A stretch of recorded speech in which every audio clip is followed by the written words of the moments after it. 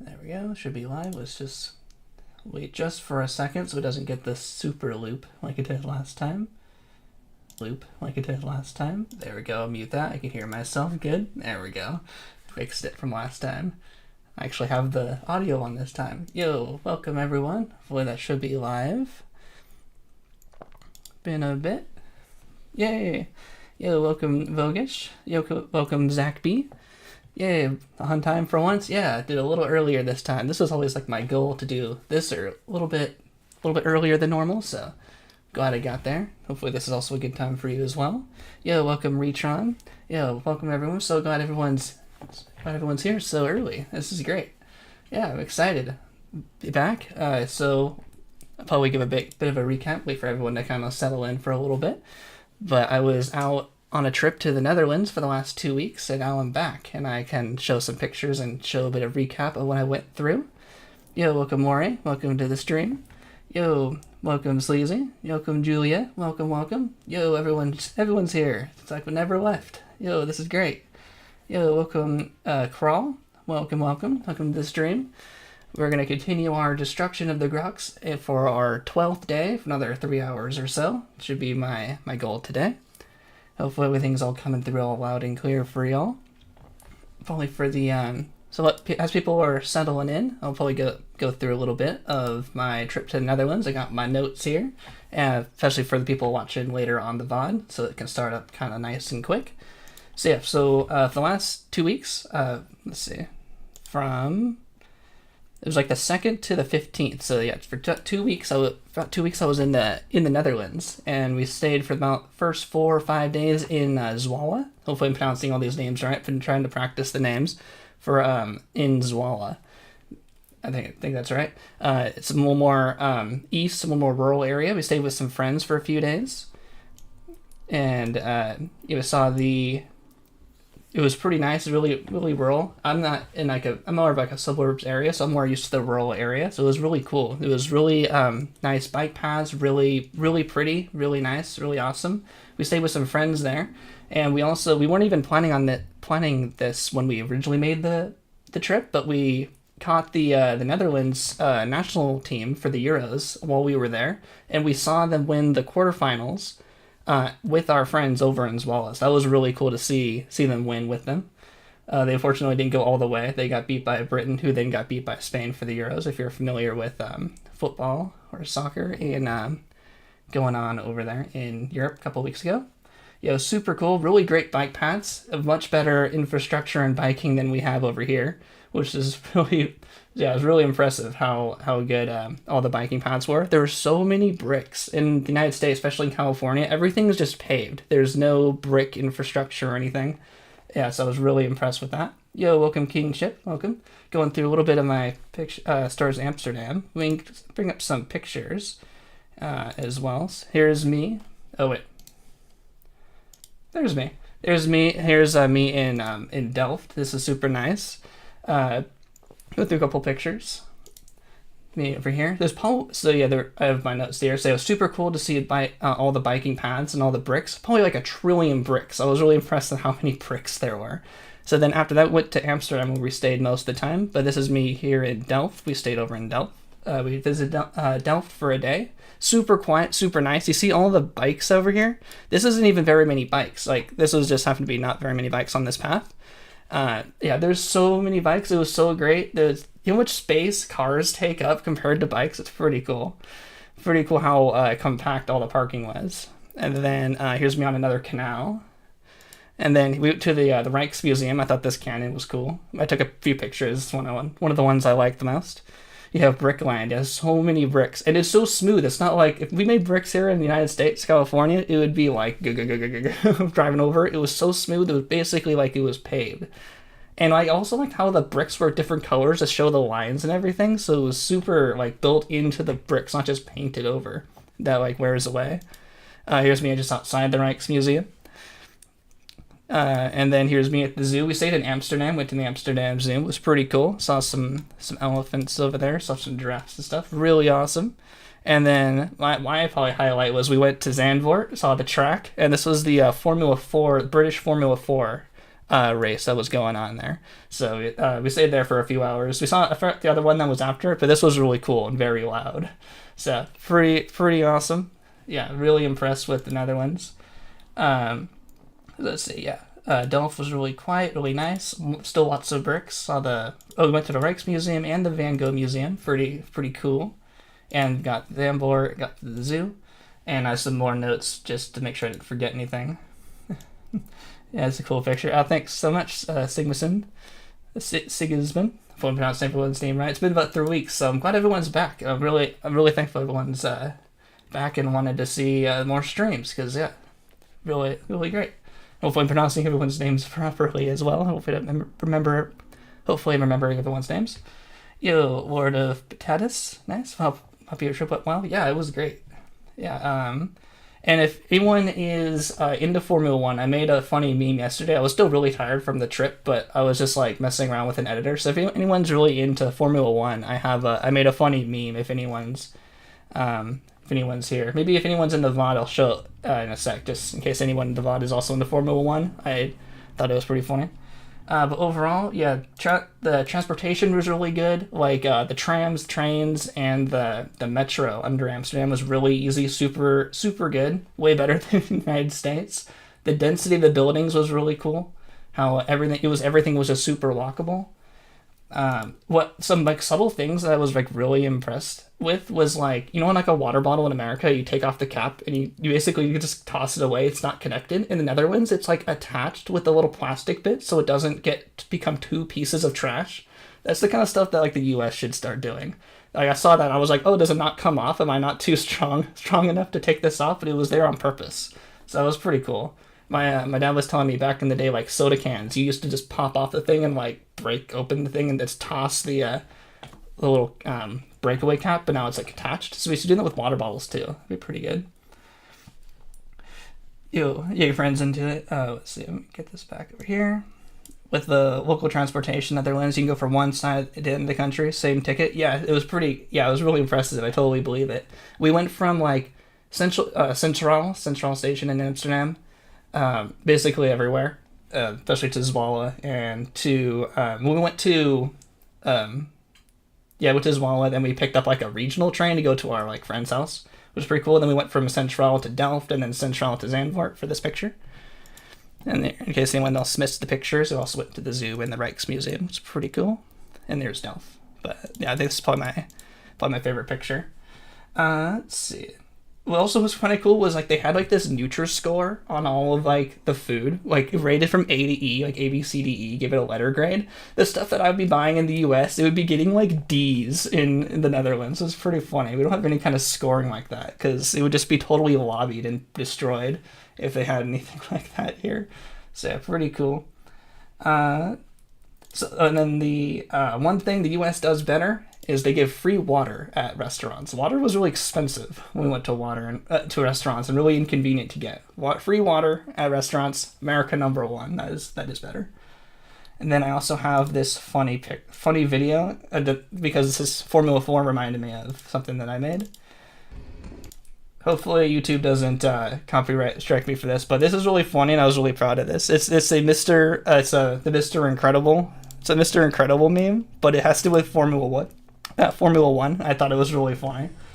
So behold my funny memes. If anyone's into Formula 1, this will make a lot of sense.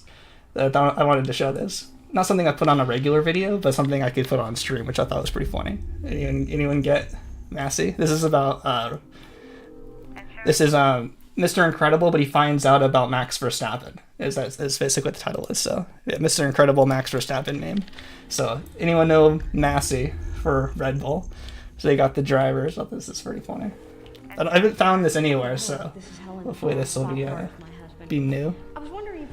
And I'm gonna mute it lower it a little bit, just so I don't get like copyrighted from. I'm gonna talk over a little bit, just in case YouTube doesn't like it. I'm actually gonna turn off the face cam just in case it gets in the way. 1 sec.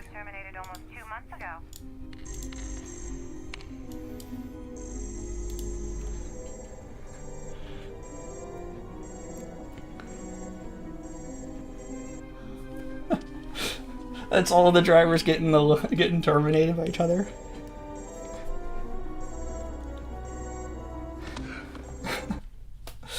Oh, that was pretty good. It didn't take me too long to make. It was pretty funny. So, if anyone knows, Max Verstappen is like one of like the best driver on Red Bull. So he's like keeps beating all of the other drivers that they keep putting up against him. And of course, Sergio Perez, his current driver, but I'm gonna call him Terminated just because.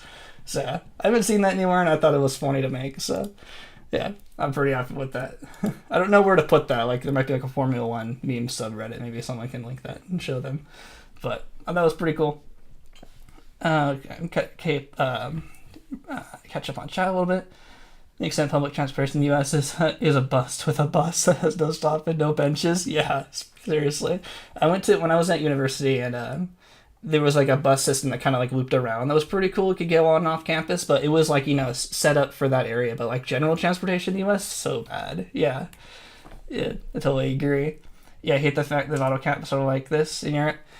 But I do like it how it's doesn't fly off and get. I see so many loose bottle caps in the U.S. I kind of think it might be worth it though.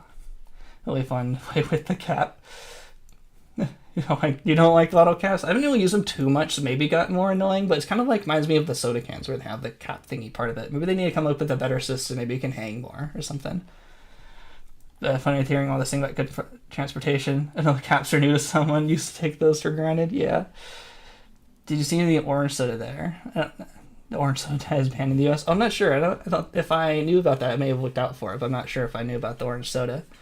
In Sweden, it's the law to provide customers with free water. Okay, that's good. At least it's not everywhere. It must just be Amsterdam where they don't give the water for free. McDonald's charges for the mug instead. Nice. If those could hang more, I'd be fine with them. Yeah, if they could hang a little bit more, it did kind of seem like it was in the way. When I expected it to come off like in the US, but it was kind of like in the way. I mean, if they hang that just a little bit more, that would have been better. But the idea of them not flying off was at least a good idea. So yeah, that's my recap of my funny memes I made yesterday. And now we can begin to destroy some Grox. And then we go back to my other scene. Hopefully people, if you're in F1, that made sense to you. Let's see, 1 sec. Alright, let me set all this back up. The picture's really good, like tinter material. Maybe, if I ever need that one day. That's actually a good idea, maybe. Alright. Hopefully my auto splitter still works. I was playing some Halo the other day, and I was messing with my live split. So now we are back. And I'm going to waste a little bit of time. I do want to show one more thing before we get started. This is our current Grox destruction progress. We have made it not this far. So if anyone wanted to know, that's how far we've gone all the way around. I'm going to continue going all the way around and then go do some other missions. Now I'm back into Spore mode. So let's go this way. I think I'm going to destroy. I'm outside of 1,000. Yeah. Let's just start here. It should still be invincible. Should be normal. So yeah, now we got about 3 hours. I don't need any more Wonderland Wanderers. We don't need any more. I haven't played Spore in like 3 weeks, so we get back into it. I don't need any more Wonderland Wanderers. I don't need any more artifacts. But hopefully that's not too loud for y'all. But what I do need is the Eco Hero. That's the only thing that's going to interrupt us. We're basically going to completely focus on destroying the Grox for the next 3 hours and hanging out with chat, the best part of all the streams. There's some stuff going on outside. Because I want to, now that the game shouldn't be crashing anymore, because we have the patch, which is super cool, and we don't really need to be distracted by any other kind of, what, did I miss one? I missed it. We don't need to be distracted by anything other than the Eco Hero. Oh, it was right over there. I missed that one. We should be able to destroy the Grox really fast. It's kind of interesting. We're actually destroying the Grox really, really quickly now that we're just kind of dedicated into it. Kind of interesting if we ever wanted to maybe do this again, maybe without the invincibility glitch or anything like that, to see how far we could do it if we... Because we're also doing all of the badges for this. Yo, Joey, welcome back. Welcome to the stream. Yeah, we're back to destroying the old Grox here. We're going to go straight to them. The Grox, when they start seeing a Kingly live stream, yep, they're scared. They're shaking. Shaking in their boots. Yeah, it's Jover for them. And hopefully the scrolling mouse sounds are back. I might still get a new mouse. Hopefully it's not. I asked about this a few times. Hopefully the mouse isn't too loud. So how are the Grox doing? Grox are they're doing as best as they could be. I think about like 2 minutes ago I actually showed our Grox destruction progress. If you want to go back in the DVR a little bit, we should be about halfway or so about now, but we're going up really fast. So I think we should be able to beat the 60 hours if we were halfway. But we also have to do the rest of the badges. So I want to go all the way around the ring, because once we get closer to the core, they take longer to destroy. So I want to do it here. It comes. Nice. Yo, thanks so much, Joshua. Thanks for the 2. It comes up with a nice big bright blue banner, so I was able to see it this time. But it almost got me there. Glad that still works. Thanks so much for the super chat. You'll get me one of these days. Yeah, thanks so much. Really appreciate it. Yo, if y'all wanted to support the stream, support the channel, you can become the members of the Electron Empire. I thought that was a funny name based on Valence for my name and the Spore theme, but no pressure too. Let's see. So when you get within 1,000 parsecs to the core, they become a little harder to destroy. They take a little bit longer. So I want to go all the way around the ring where it basically just takes 1 mega bomb to destroy them.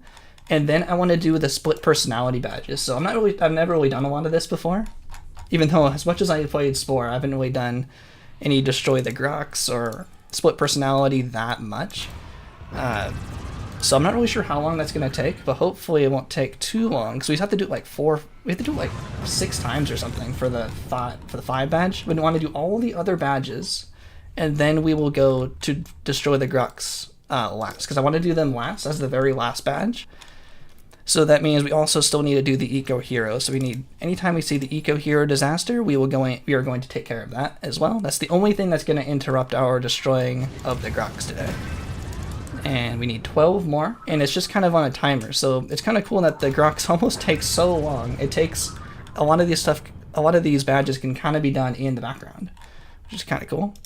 So we don't have to really wait around for it. If we did everything else and just had this badge left, we'd basically have to wait around, or maybe create a bunch more colonies to try to get a better chance to, or maybe get more allies or something. I'm not really sure what would make the Eco Hero happen more often, but we just kind of have to wait for it. Yeah, Joshua's the GOAT for sure with all the super chats, and I got a few really generous people in the chats here. I really appreciate you and Steph especially.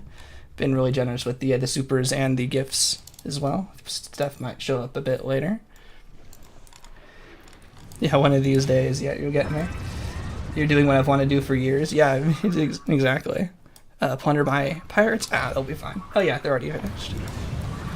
Yeah, this was kind of on my like long-term list of like things to do in video games. I kind of have like a bit of a list of things that I've never really like ever finished, and this was one of them. And so it's been my like most requested video I've ever done to do on the channel. And since I'm make Spore videos, I figured this would be fun to do, especially because now that we use the invincibility glitch to make this such an easier and calm thing to do, so I can hang out with chat without worrying too much about the difficulty of trying to keep my ship alive and everything. But it's definitely a good way to do this first, and then maybe in the future we'll do this in a different way. Now that it's not crashing, this is really like encouraging to do something like this again, because when it was crashing around day 7, I was like, I just want to get through this and never do it again. But not crashing makes this go a lot better. You ever do an all achievement speedrun? Yeah, that's actually what I'm planning on doing after we destroy the Grox. We're not going to do a back-to-back destroy the Grox for sure, but what I want to do next is an all achievements run. And we were kind of planning that out last time, because I think one of the achievements that will take me the longest is the getting the level 10, like the title of Omnipotent for all the different like archetypes. So we were planning on how much through like the first 4 stages you actually have to do in order to become that archetype, to get the title of Omnipotent. And there was a bit of routing we were doing last time. Some badges I'm going to ignore, like just like play the game for a certain amount of time. If we beat it before then I'm just gonna like just go like whatever. That's fine. That takes a set amount of time anyway. And I'll probably just focus on the core achievements. I probably won't do the Galactic Adventurers at least right away. Maybe we'll do them after if I'm feeling more motivated. But that's kind of my my general plan for the all achievements run. And that's going to come up next in 30 more hours, hopefully, or so. Do they respawn and make a new? Hopefully, yeah, they actually do repopulate their colonies. They're pretty slowly, maybe every like 20 destructions, 20 system destructions that we do, they will recolonize one. I don't really have an exact time for them to repopulate, but yeah, they will. Grox will repopulate their colonies every once in a while. So they originally started out with 2,400 systems, with around 2 planets per system. But maybe in this time they'll have repopulated like 100 or something. So maybe like I'll estimate around maybe 2,500 total that we have to actually go through, because we have to go back to that system and destroy it again. But man, maybe about 2,500. That'd probably be my best guess. But I don't really have any hard timing or hard facts on that one. Maybe having 100 might be too much. Hopefully I haven't missed too many comments. Never thought of this. You only use the tech that's common in the whole galaxy. How come out of the trillions of people across the galaxy only had the idea? I think to become the invincible spaceship. Yeah, using the because if this was like to the Grox, this is like real life. So I've used a real life exploit mechanic to become invincible that everyone in the galaxy hasn't figured out. Because that's kind of how I think of it to them. Like if this was their reality, I have found a way to become actually indestructible, and no one else has figured it out. Yeah, to do what you're doing plot-wise. Yeah, exactly. I think that's what you mean. Oh, this one has 4. Dang. I should have re-rolled this one. This one's gonna take a little while. This system has 4 planets. That have the Grox on it. Usually it seems to be around 2, I'd say on average, maybe a little bit higher than 2, because sometimes they have 1. So maybe I should time how long it takes to destroy one of these planets so we can kind of get an average of how long it would take to clear the entire galaxy, just kind of like by timing. Just kind of thinking about that bottle cap thing. I was like, because I thought it was pretty cool, but it sounds like it wasn't as liked as I would have thought. Maybe they need a slight redesign, but I've seen so many of those bottle caps everywhere that I need something for those.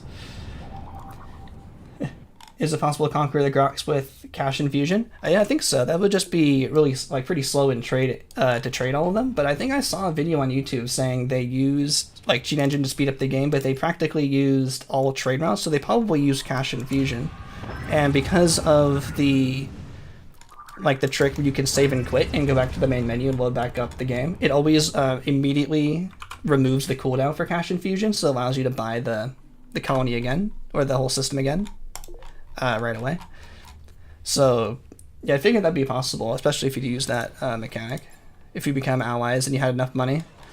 And if it's just possible at all, you could definitely use cheats to make you go faster, but that would take a lot of spice duplication, because I think the Grox always want 10 million spice to buy a system, so that would just take a really long time, and this is definitely faster, blowing them up. Let's see. What's the rating? That's fine. What's the best archetype? Probably the Fanatical Frenzy. I gave that the S tier for the most powerful one, but the Invincible Spaceship requires the return ticket to work. It actually needs a return ticket and a couple other things done in the correct order. So for this run, the return ticket is actually the most important ability, and I think I still have it. Yeah, I still have the return ticket here. But just kind of in general, I'd say the Fanatical Frenzy is the most powerful. That helps a lot with some other runs. But interesting how different runs or strategies require different things, and that becomes the most important, which is kind of cool. How they're not always just the most universally the best. It's all pretty situational, which I think is kind of cool. best part of the strategy and stuff for all these kinds of speedruns. Cuphead is not hard but fun. I haven't played Cuphead, but I've seen a couple speedruns of it. It looks really impressive when they do it really smoothly, which is pretty cool. Out of the impossible achievements, 4 out of 5 are from Galactic Adventures. Okay, that's good to know. Yeah, there's a couple achievements that I'm just going to like skip because either they're impossible or they're just timing based or they're just like hang out in the creature editor forever. There's one that's like do cell stage like a billion times, but now I'll do that one. That one actually needs to be done. It's not just like a time thing, because depending on how fast you could do cell stage, that can really impact how fast you can do that achievement. But most of them should be doable. I'll definitely lay out the ones I'll be intentionally ignoring,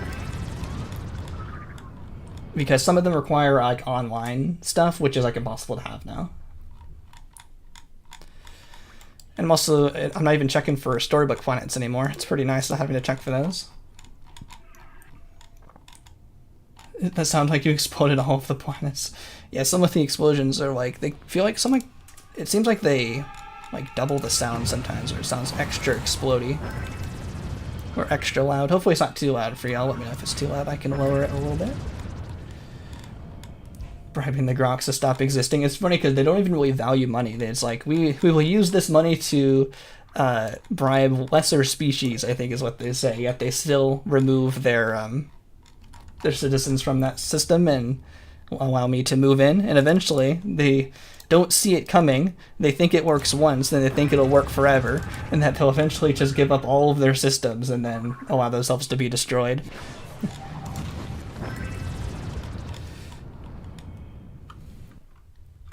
The online achievements are all possible, but not the feature creations. Okay, I guess that makes sense. Like I guess the servers are online. I think there was online stuff I was thinking of is like you need a bunch of comments, I think, which I guess should still be possible. Which I guess would be easier because I have a bunch of people watching. I could ask to give me comments. I think that's something like that, where if you need a bunch of responses or downloads or plays of your stuff, so I can say, go play my stuff, get me that achievement fast. So that's I'll probably skip those too. I want to try to. What's that noise? What was that? I thought I heard a noise. Let me know if you're hearing a noise. Hearing a noise. My computer's breaking. It's the game, I'm not paying attention. Oh, another alien attack. That's fine. But yeah, I want to basically do all the ones offline, like as if I'm just offline. Pretend the online servers don't even exist. A Spore Hero speedrun? I don't think I've played Spore Hero either. I've basically only played this game and like Galactic Adventures. But that'd be kind of funny to get. I think there is a Spore Hero speedrun that I think I saw someone post on the speedrunning Discord, but I didn't look too much into it. I think that's that one with the DS, maybe? That'd be kind of funny. I don't have any of that equipment though, so I'd have to get that one day. It'd be kind of funny to explore the other Spore branded games. Will the game crash? Hopefully not. Hasn't crashed yet, but we fixed that one crash that was causing it to crash every like 5 seconds, but there's probably plenty of other ways it could still crash. So I am still kind of continuously saving, just not very much, because I feel like the saving is taking a lot of extra time that isn't that necessary anymore. Because it hasn't crashed since we've used the patch. It's crashed once in my testing, like one time.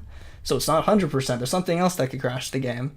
But for the stream at least, it's been pretty good.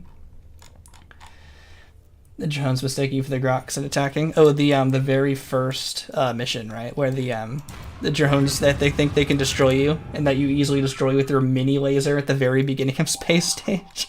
They're like, we're gonna defend from the Grox. So yeah, that didn't work out very well for them. I always thought that was funny. It's like, we just started Space Stage, have a mini laser, and destroy these drones. They're like, must destroy the Grox. We can do it. We believe. We believe in ourselves. Think you'll stream Cuphead? Nice. You're going to try to beat it on stream? I think Oh, nice. Make sure I read that properly. Just kind of looking over really quickly. Yeah. Yeah, let us know if you get your goals. You achieve all your beat all the bosses and stuff. I like hearing about people's progress that they're getting through, achieving all their goals. For core sports should be completely doable. Everything but front page news. Okay, that's good to know. If it takes like 100 hours or something, then we might just get those achievements anyway for the timing ones. But if we don't get to them, then I'll just say, here's the time, plus the remaining get the achievements. Then it basically shows that it's an auto-scroller, but I want to try to pretend it's like not an auto-scroller. I think Cheat Engine actually does speed up the game. When I was doing like the play cell stage, but like not moving the cell like with the mouse to the keyboard, and I was having Cheat Engine speed up the game like 100 times, I would get those achievements pretty quickly. So it must have some kind of internal counter, I'm pretty sure. So I think I was getting those. Need to go for a bit. No worries, Maxim. We'll be back here streaming hopefully when you get back. Were you the one who said you wanted to beat Cuphead? Yeah, let's know how that goes.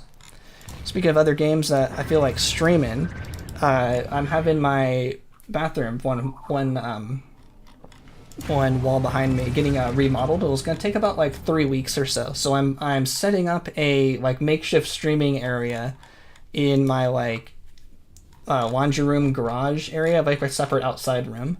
So because it's gonna be kind of loud. So and I'm not really gonna have anything to do. I'll probably like not want to be inside the house because it's gonna be really annoying, really loud and disruptive.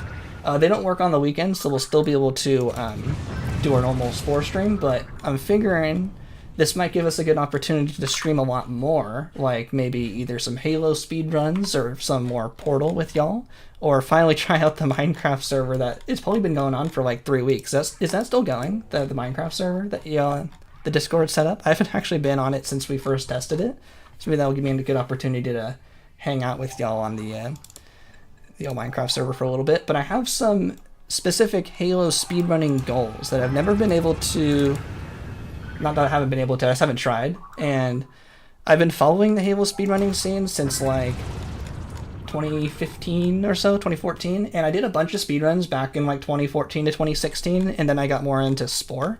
So I just kind of stopped speedrunning like myself, but I've been kind of still following the speedrun. And I had a lot of the videos recorded from like 2015, and watching them now, they're all so terrible. I'm like watching myself just like not going fast, just like, what am I doing? Go, it's on easy, just go, what am I doing? So I want to beat a lot of those times. Like, I'm not going for like record, I think it's just some personal best, basically just to beat those old times, just to show, look at me, I've improved. And I have some like other specific goals, like I want to beat all of the games on Legendary in under 3 hours in one sitting. I've done it like individual levels, like each level individually, that add up all the times I've beaten 3 hours. Ooh, there we go. Waiting for one of these. We actually have to do these. How far away is this? Oh, cool. I'll destroy this place, then use return ticket, and then head over to this eco disaster, because we still need 12 more. This is the only thing that's going to interrupt us from our destruction of the Grox, because we need this badge. We need 12 more. I'm going to destroy this, the colonies on this planet, and then head right on over. It's also why I kept the return ticket, to make this really easy and convenient, just to make our way right back. Haven't played in a while, lost interest in playing. Yeah, that makes sense if it's not too many people on, but hopefully maybe we can get some more interest in there. For the Minecraft server. Back when I would make a lot of Minecraft servers for a lot of my friends, like in high school and college, we'd play for like 3 weeks, play like really, like a lot, like really dedicated 3 weeks.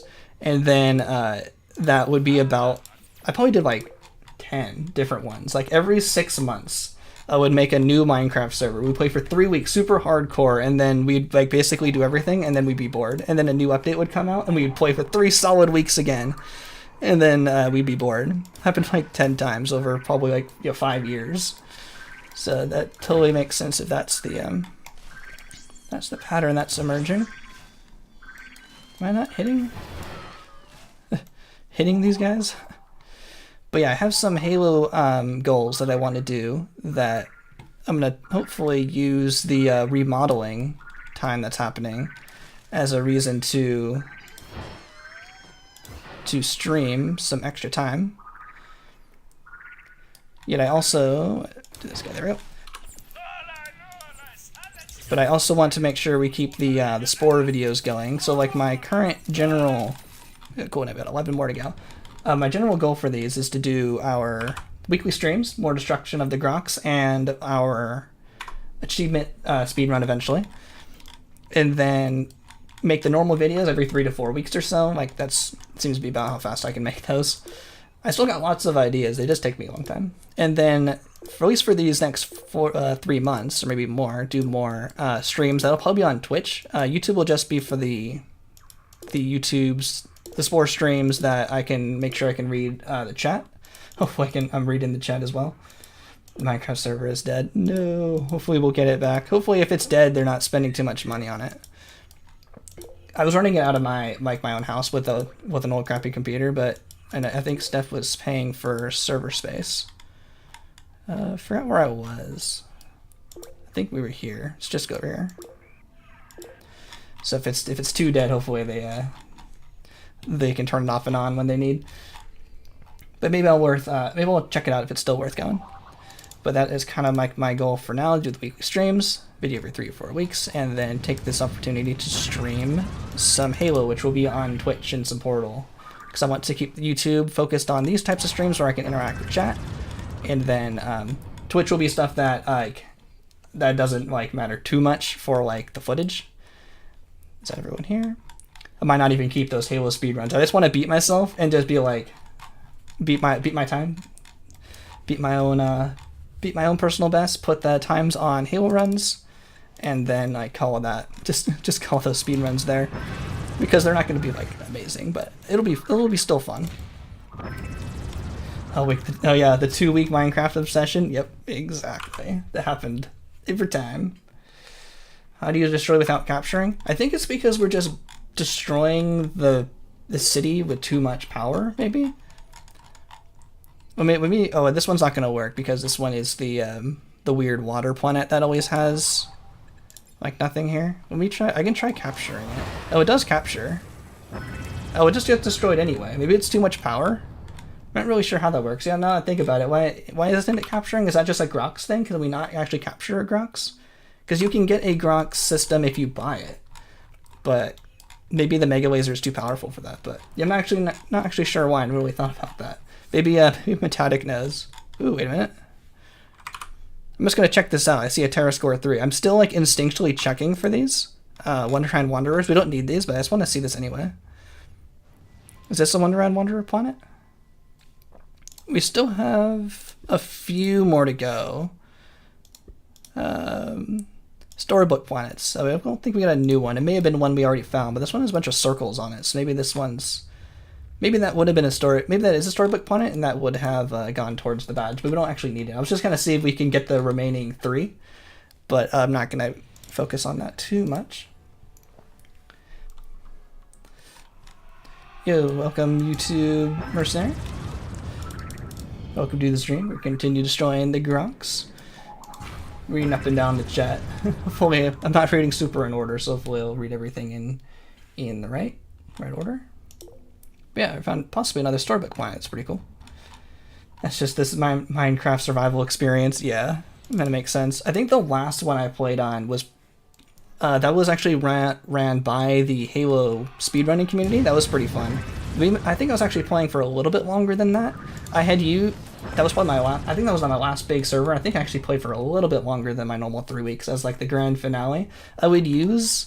It was during lockdown and during lockdown and online classes, because some of the classes were almost so hard to pay attention to because some of the professors had such monotone voices that I would just wander around the Minecraft server just to keep my brain active, not actually paying attention to anything I was doing in Minecraft, just keeping me doing something while listening to make sure I was actually paying attention to the class, because it was sometimes difficult. So that Minecraft server kind of saved my my class there, because that was hard to pay attention to some of those online classes with some of those professors who weren't necessarily the most engaging, but that helped me a little bit.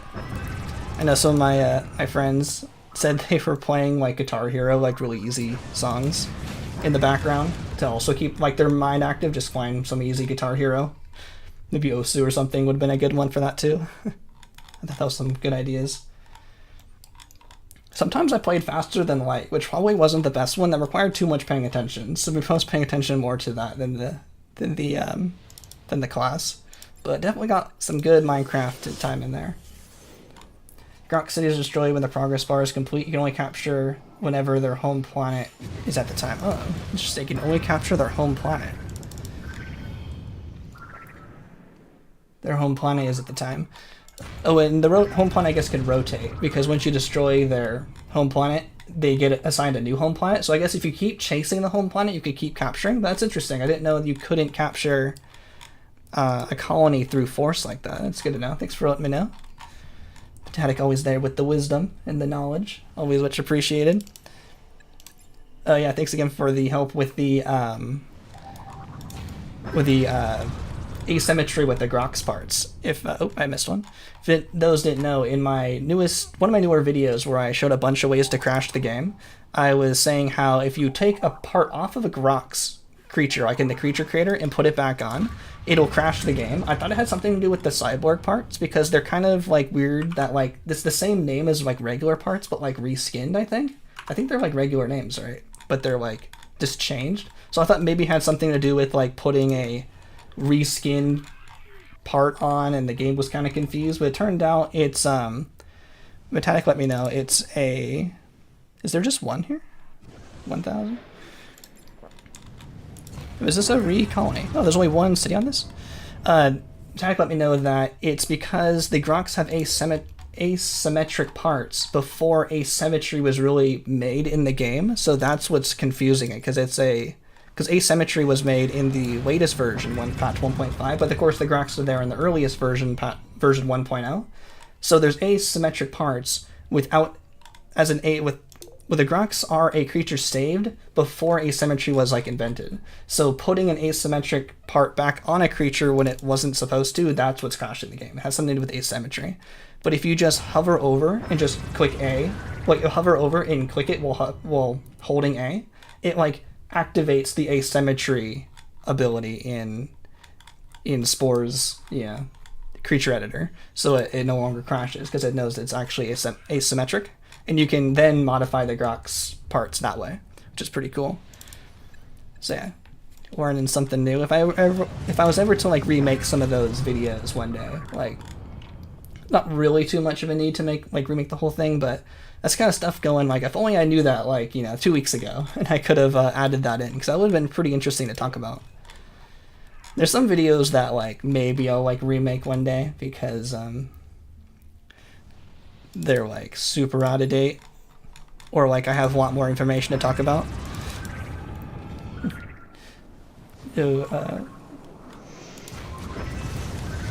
Yo, no worries, Lizzie. See you later. Hopefully I didn't miss your comment from earlier. Thanks for hanging out by the stream. Hanging out for the stream. Remember the days where you just open up the game and build an explorer, and now it's like, crap, I guess I need enchantments and stuff to do things more efficiently. Oh yeah, it's like after having this is a Minecraft thing, having the elytra for so long and then going back to not having the elytra, it's like, oh, this is so slow. I gotta get back to my speed. Kind of stuff like that. What was I saying? So yeah, like some videos, like my tribal stage glitches video, I talk so fast in that video, like I didn't really listen to myself, I don't think, that well. I mean, I edited it all together. Each sentence is basically separate, and I edited them all together, but I don't really think I took a step back and went, wow, that's too fast. If you watched my the video that's also, I should probably save it, I've saved it in a while, where I beat Civilization stage without spending any money. I listened to that recently. Geez, that talked too fast. I need to, that's the type of video I might re-record one day after a few years, after no one really remembers it and it's almost like a brand new fresh video again. That's the kind of stuff I might do over. Just like can't even understand myself. Like how did I talk that fast? It happens when I read the script. I could barely pay attention to in-person lectures. How'd you pay attention to virtual learning? Yeah, it was pretty difficult. Thankfully, I went to community college. Actually, I don't need to check those plans for about 4 years, and then I transferred to like a regular university for my last 2 years for my biochem degree. But when I got to university, I was only there for a half a year, and then the year and a half left was all online. I brought a couple friends from the community college, but most of them I actually made, like, really lucky. I made a lot of them in that just like the half a year I was there. So I had a really good friend group that kept me sane while we were doing our online classes, and we were all doing like the same majors and stuff. So we all took like the same classes. So that I felt like I was really lucky having really good made really good friends really fast, and we got ourselves through it. We had D&D game nights through Discord and everything. Pretty cool. I'm terrible at keeping contact. I need to make sure I keep in contact. If you have friends you haven't contacted in a while, give them a poke. The Facebook poke style. Give them a text. Don't lose them. Let's see. Got to go. No worries, Wolf Potatoes. Thanks for stopping by. Really appreciate it. God, I'm still really appreciate everyone. It's already back watching the stream. It's like we never left. It's pretty cool. Glad everyone's here watching me destroy the Grox. Let me know if this is also like a good time. I'm a little earlier than normal. Also, that's also what I learned from being in the Netherlands, is that my normal streamers I used to watch, which is a pretty reasonable time for me, since that's a 9-hour difference for me, it was like in the middle of the night. And I'm like, oh, I know there's a few Europeans watching, and I would sometimes stream at like 2 p.m. my time, which would be 11 o'clock p.m. or 2300 hours for them, and that's really late. So I'm going to try to keep to a little earlier schedule. My goal is to get around this, or maybe start around now, but around now is usually was my goal to start streaming. It was also interesting seeing they don't use the AM PM, they just use 24 hours, which took me a couple of days to like convert quickly in my head, but I got used to it after a while. I think it kind of actually makes more sense, but like watches like this, they only have room for 12, so that's why I think they have the AM PM system. But that did make it kind of a little bit more simple, especially on all the trains and stuff, when they said, now departing at 1300. I'm like, oh, that makes sense, it's 1 p.m. So some things that were different that took a bit to get used to. Yeah, 24 hours, I think it's probably, I'm just more used to the 12-hour system, so I just think it's better because I'm used to it, but I think that 24 is probably better. But what I was confused of, and I will stand by that you're wrong, is that in some countries, decimals and commas are switched. That really confused me. Like 1.5 is 1 decimal 5, 1.5, 1.5. Where in Netherlands and a few other countries in Europe, it would be 1.5, and a dot is for the thousandths place. Oh, like that's just wrong. And apparently it's actually used a little bit more than I was expecting. It's like almost all of Europe uses the comma periods switched that way. I thought it was kind of funny. I never knew that, because I'm just so used to my US way of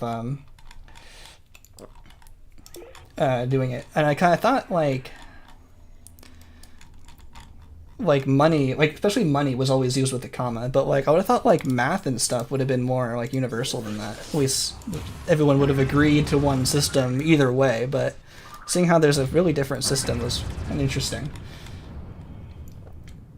Yes, especially trips to your programming in Europe, since dot is always a decimal. Yeah, I guess because it's kind of like why English is like, it's so much more on the internet, because English speakers mostly started, I think. It's kind of what it seems like. So it's like where it started just becomes like the big, most prevalent way of doing something. But if programming uses decimals as like points, then I'm just used to that, so I would expect that to be everywhere. So I guess you have to use both systems at the same time. I think India's comma is similar to the US, but it's placed at the back. It throws me off every time I see it. Oh yeah, like sometimes people use it like an apostrophe. It's still a comma, but it's like an apostrophe, so it's at the top of the number. instead of like 1,00, it's like 1'00. And I think in German, we hung out in Germany for like a day because we were our friends live really close to the border, so we wanted to see ourselves going through a country border without any customs or anything like that, because in the US it's basically like states, but it was so strange to us to think you're going to a different country and it doesn't matter. It's kind of the same like going to a different state. But I think in Germany they use quotes in the bottom left to the top right, right, bottom left, top right, as like their like quote marks, when in America we use just top and top left, top right. So it's kind of interesting to see it go upwards. It was also interesting. I would have thought it would have been the top left to the bottom right, not the other way. I would have thought, because you read top left to top right like on a page, so I would have thought the apostrophe or the quotes would have followed that system. But yes, interesting differences.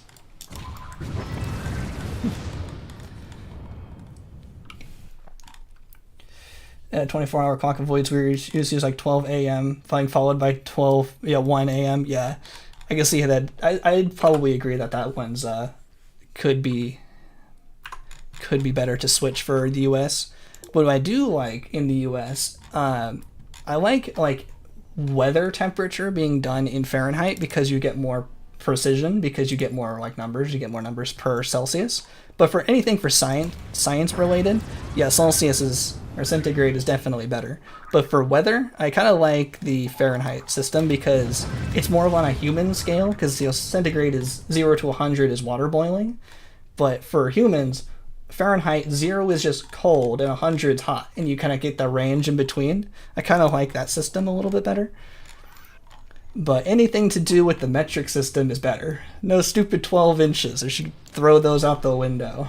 No slugs or anything. At least it's not stone. That's the worst one. What's a stone? It was like 12 pounds or something random. They should throw that away too. You sound cooler when talking Fahrenheit. Yeah, Swiss are always correct. Yeah, football fields. Oh yeah, football pitch. In the soccer pitch. In Europe. Yeah, I watched a lot of the Euros. It was pretty cool. I didn't watch any of the Copa America. I didn't watch any of the America soccer. No one cares. No one even cares in America. I care more about the Euros than my own America team. It's kind of funny. Now, which way am I going here? Let's go this way. I've seen people learning English confuse German quotes for English quotes. Yeah, it was interesting that they're not in the same position. Let's see how I'm going for. About 30 minutes, I think. Got some good Grox destruction. I'll try to get a new Grox destruction picture as well when we finish the stream. Try to post that in the Discord. There's also a Discord link in the description if you'd like to join and hang out and talk Spore. We sometimes talk about cool speedrun strategies or extra behind the scenes knowledge, that kind of like we were talking about with the Metatics asymmetric stuff that you might not get in the YouTube videos, which is pretty cool. And I'll put the a new Grox destruction progress picture there as well to see how far we went in our 3 hours today. What was I talking about? What throws me off when Americans say things like it's 90 degrees outside, I think impossible. Oh, right, they use Fahrenheit, yeah. Yeah, it's funny. Imperial system is good for quick mental math when you're not being super precise. Like if you have a yard of fabric or 9 feet, you can quickly split that into thirds. Yeah, I guess that makes sense. It's kind of like the same.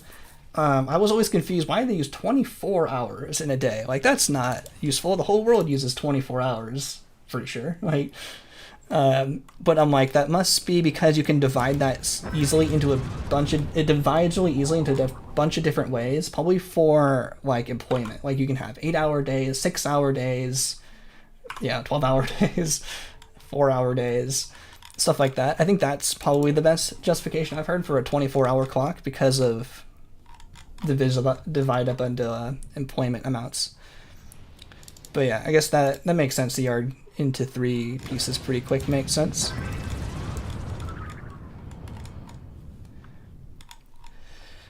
I think I caught up the chat. It's a miracle. I'm always behind the chat. I'll sometimes watch a little bit of the stream afterwards just to make sure I sound all right and make sure if I remember certain sections that I go like, did I say something wrong in this section? I'll like re-listen to it, and I really notice I miss a lot of comments. So not on purpose, but if I miss an important question you have, feel free to put it up again. If it goes up the chat elevator or I miss it, yeah, feel free to put it again. If I didn't see it, it doesn't count as spam, right? Can't do on your head the size of a foot or a meter. Use a ruler to gauge everything. Oh, I see, yeah. Yeah, it's like funny. I always think of a meter and a yard as like the exact same, even though they're off by like 3 inches. But like, yeah, that's something I think I can never get in my head, that they're slightly different. I never remember which one's bigger either. I just know like one's off, they're off by like 3 inches.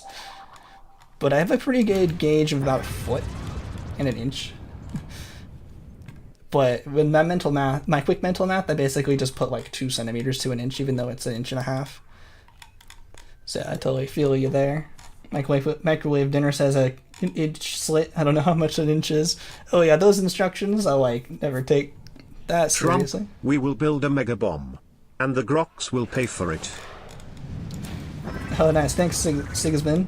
Oh I think, is that how that goes? It didn't get the Trump voice. Hopefully let me bring that up. I'm not sure if that's how that setup is supposed to go for the voices. Where is that? It's here. This website has the instructions for it. Let me bring that up. I think it's something different. I think you have to put a colon in it. Yeah, oh, it's not parentheses. It's the parentheses is the sounds. You do name colon and then it goes right. Can I just force that through? I don't remember the website that it uses anymore, but I want to make sure you got that sound properly. Oh, I'm not signed anymore. I can't force it through. Sorry. Oh yeah. Thanks for the 50 SCC. I can try saying it in a Trump voice if you want. Build a mega bomb. Grox will pay for it. There's your voice. Yeah, I'll fix it. It's gonna be huge. Yeah. Trump voice always pretty funny. Yeah, thanks for the super chat. Yeah, sorry the voice didn't. That's not how the voice works. I should put that in like the pinned comment so that people can read the instructions. The guy scammed. We can collectively imagine it. Yeah, I'm not signed into the site. Let me see. I can probably sign in. 1 sec. No scams on my watch. If I can connect here, there, here, sign in. Am I doing this right? Streaming tools, overlays. I haven't done this in a little while. Edit. Here we go.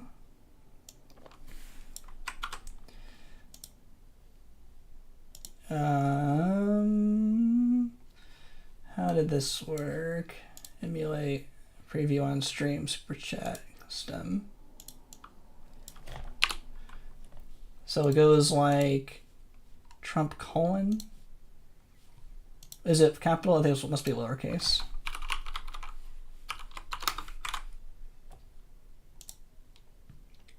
That go there? We will build a mega bomb, and the Grox will pay for it. There we go. Got it through. That's in like the default one. Nice. There we go. No scammed. Fixed. Unscammed. Yeah. Didn't take too long to. I was worried it was gonna take too long to find all that. It didn't sound exactly like him, but there we go. Nice. Got the voice in there. Yes, I can force it through if anything goes wrong. Yeah, thanks so much, Sigismund. Hopefully that went through and you heard that all right. Build a mega bomb and the Grox will pay for it. Nice. I'm not sure how much the SEC is, the SEK is, but yeah, thanks so much. Really appreciate it.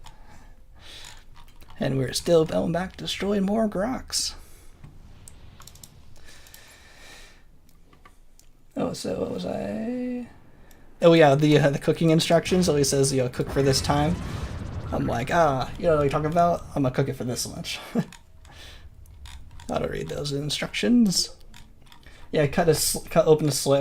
I just do like a peel. I don't think it matters too much. I think it's just to make sure you open it at all, so it doesn't get doesn't explode, like it's too hot under the packaging. Oh yeah, I'm not sure how much that is. Oh, there we go. That should work. The mega bomb will be huge, and it will be huge, I'm telling you. I'm Obama, and I approve of this message. Nice, thanks so much again for the super. It's funny. I'm Obama, and I approve this message. Let me be clear. I'm Obama, and I approve this message. There's my Obama voice too.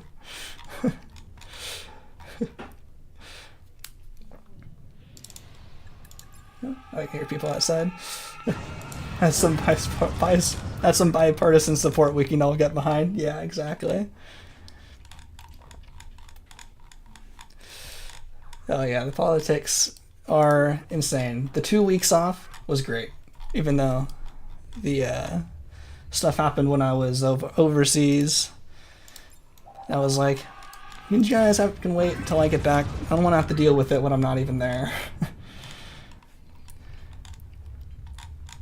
But yeah, I watched the debates with like a big bowl of popcorn, just go big drama. I don't watch too many like normal drama shows. That's my favorite drama show. I just watch it for the hilarity of it.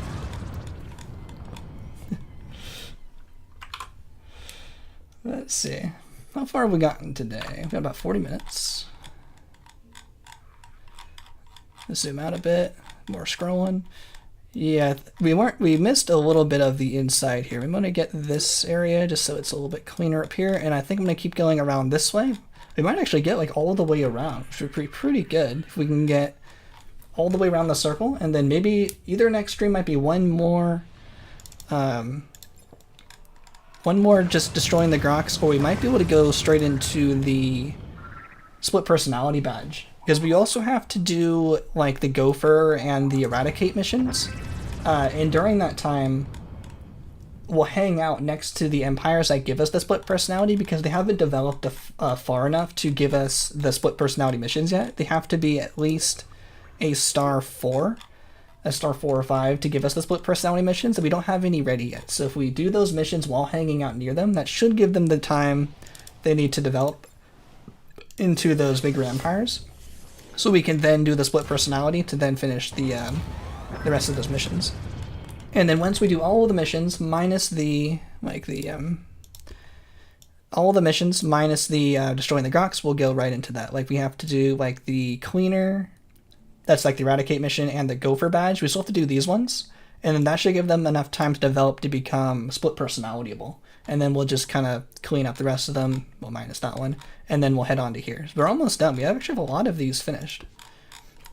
And we should, I'm still guessing, I'm going to guess around 60 hours, I think, will be the total. But that's a lot of the fun for this,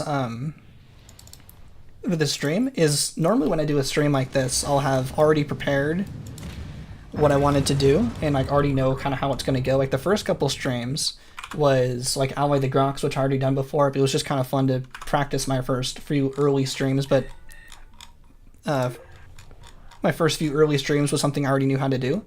But now it's cool to do something I haven't even done before. So now we're all learning together, which is pretty cool. Kind of like those pitiful worm runs. I had never done those particular kinds of pitiful worm runs before, so we were doing them live and figuring them out from scratch. It's pretty cool. The Crocs will be homeless soon. They can hang. I guess they can just hang out at our house, at our planet if they behave themselves. Give them some oxygen masks. It's kind of like in the Halo universe, the like the Prophet species, Sanshayum, I think. They were like the leaders of the Covenant, destroying all of humanity. But when humanity won the war, I think like in the lore, it's they like reproduced really slowly, and there wasn't very many of them, and a lot of them got wiped out by the flood in the game from High Charity. So humanity like took up, you know, keeping them alive and giving them places to be. It says humans are good at preservation like that. So we can do that with the Grox. We can, if there's only a few left, we can say, all right, we'll end the war, because they're at war with us. We're just winning, but they declared war, so this is all fair now. But once they're defeated, we can preserve some. But they don't know how to surrender, though, so I don't know if they'll ever... It might be their own programming's fault. They won't be able to surrender, accept our help. I don't know. Funny war stuff you can think about, but yeah, not too much war in this game. And they become pirates. Imagine the Grox pirates. Like, the regular pirates are so weak, but we have Grox pirates. They might actually be able to destroy some planets. Grox are capable. Imagine the Grox capable of building Dyson swarms, or a Dyson ring, or even a Dyson sphere. Didn't we see something like in the news that were like, scientists think they found a Dyson sphere? I'm like, there's no way. like an alien, like from the James Webb telescope, found someone, like an alien species, possibly made a Dyson sphere. I'm like, there's no freaking way. y'all clickbait articles. There's no way. Not that there's not aliens. There's probably chance of finding intelligent life can't be 0, but I'm like, it can't have been that easy. There's no way. It's their fault they asked for it. But they didn't ask for it initially. I think we initialized the war. We actually allied them, and then we declared war on them. So we asked for it, but they won't stop it. Yeah, funny clips out of context. I like those. Those are always funny. When I'm just rambling on. What am I saying? They asked for it. They asked for that. Like, it wasn't Omni-Man. You made me do it. From Invincible. That same kind of thing.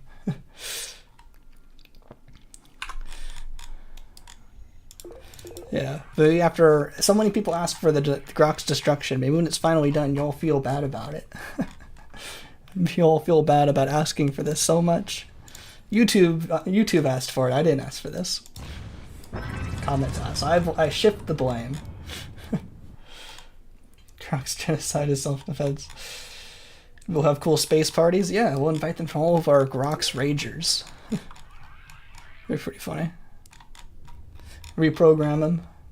Be cool partiers.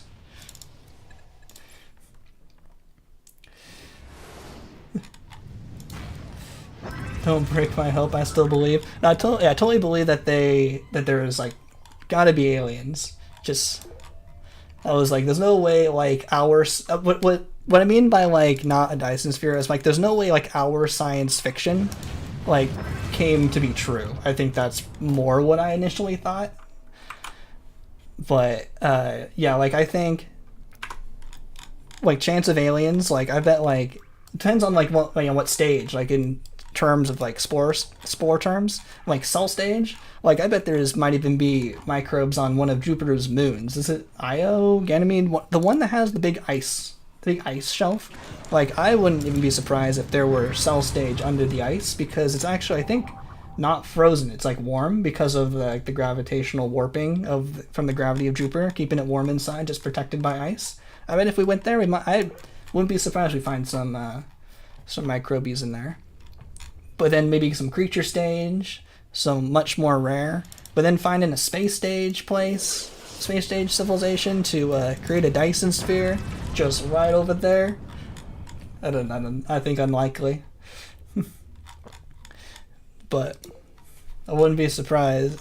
I wouldn't say it's impossible, but I think that's why. I think it was just the way the news articles were talking about it was like, they found it. I'm like, I think this would be a bigger news deal than just some clickbait articles if this was real.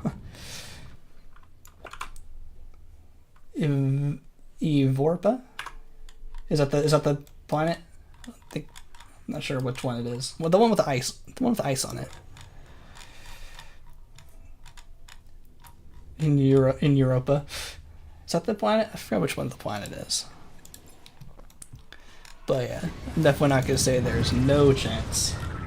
Ooh, more eco disasters. Woo! More eco disasters. Woo! Where's the Jupiter's moon? I think. Okay. Where's this guy? Okay. Let's also use return ticket here.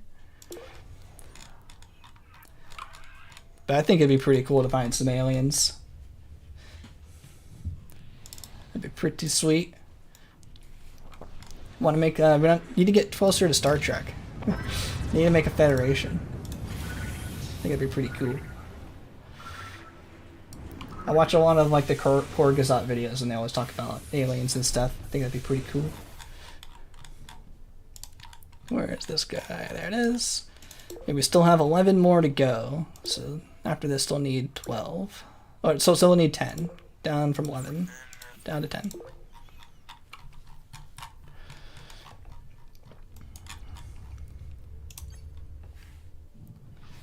How long did that take to for that one to come up? That only took about maybe another 20 minutes or so. So if it's every, or was that an hour? How long have we been on for? About an hour and 10. So if it's every half an hour or so, then it should only, if these trends continue, and it's every half an hour or so, it should only take about 5 more hours to finish. That should be plenty of time to finish this badge.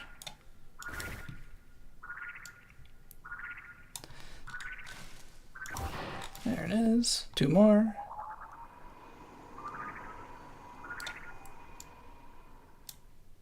Oh, where'd it go? Oh, did I actually hit that? I was trying to rotate. I think I missed it. Hit the creature somehow.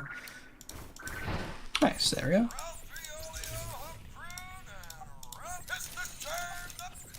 There we go. Always like to get a few more energy packs each time we do a little stop here.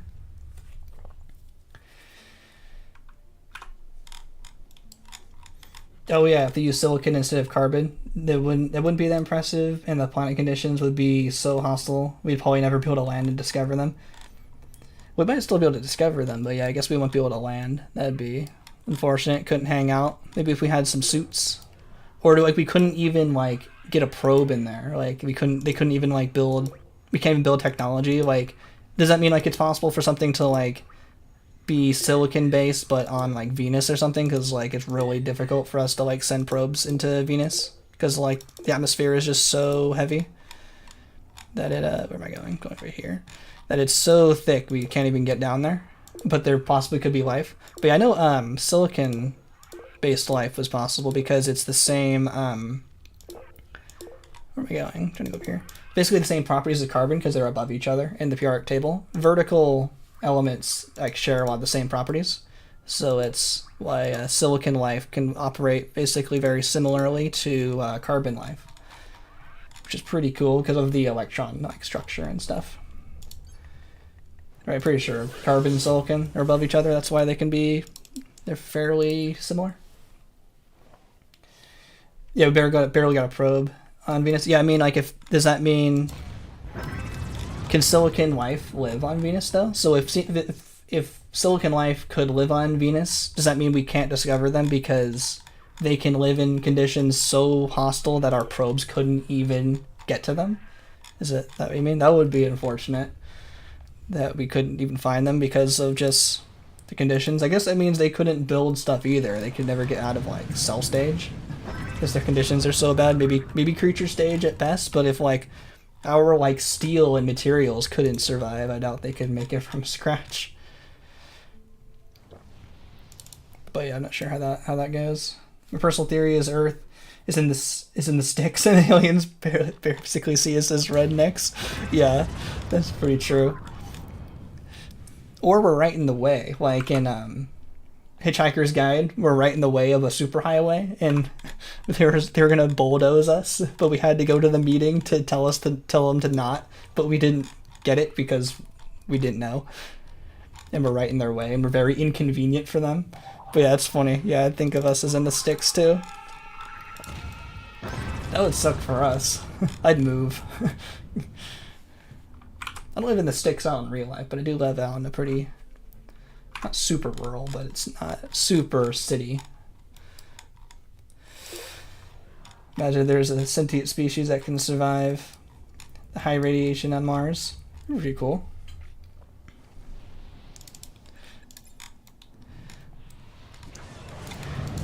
Yeah, hopefully we find either that there is or there isn't life, because we're probably gonna like try to terraform it, and if there's species that does live on Mars, and then we go, well, that's too bad, we're taking it, that would suck.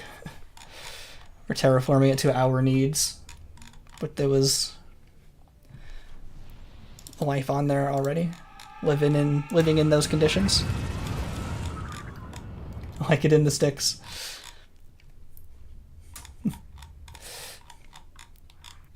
Yeah, when I was in Zwala wasn't really in the sticks, or it was not Zwala, it was near Zwala.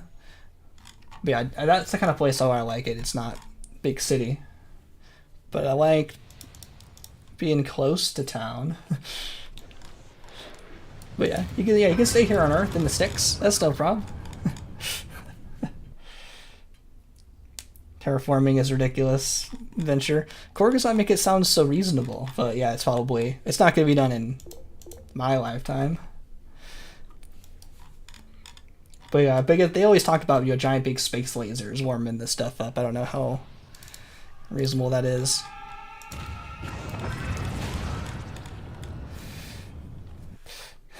Yeah, I'm not saying we're going to do it in like next 20 minutes or anything. Yeah, we can't deal with climate change on Earth. We can make Mars habitable. Yeah, that's a good point. But as long as we don't put big factories on it. Well, isn't like what we're doing with climate change is the idea of how to make Mars habitable? Because we actually need to increase the atmosphere. So we're actually really good at it. We're actually really good at doing what we need for terraforming Mars, if that's the idea. We need more atmosphere. Yo, welcome Steph Chow and Vanilla Cold. Welcome to the stream. Glad you're able to make it. We're continuing our destruction on the Grox. That's funny, both y'all came right at the same time. That's funny. Yo, welcome to the stream. We were just talking about the chances of alien life on other planets. Which, hope one day. We were talking about would it be funny if turned out we were just in the sticks in the galaxy, and that's why we can't find anyone, because we're so far away and no one wants to contact us because we're a bunch of rednecks out in the middle of nowhere. I thought that'd be funny.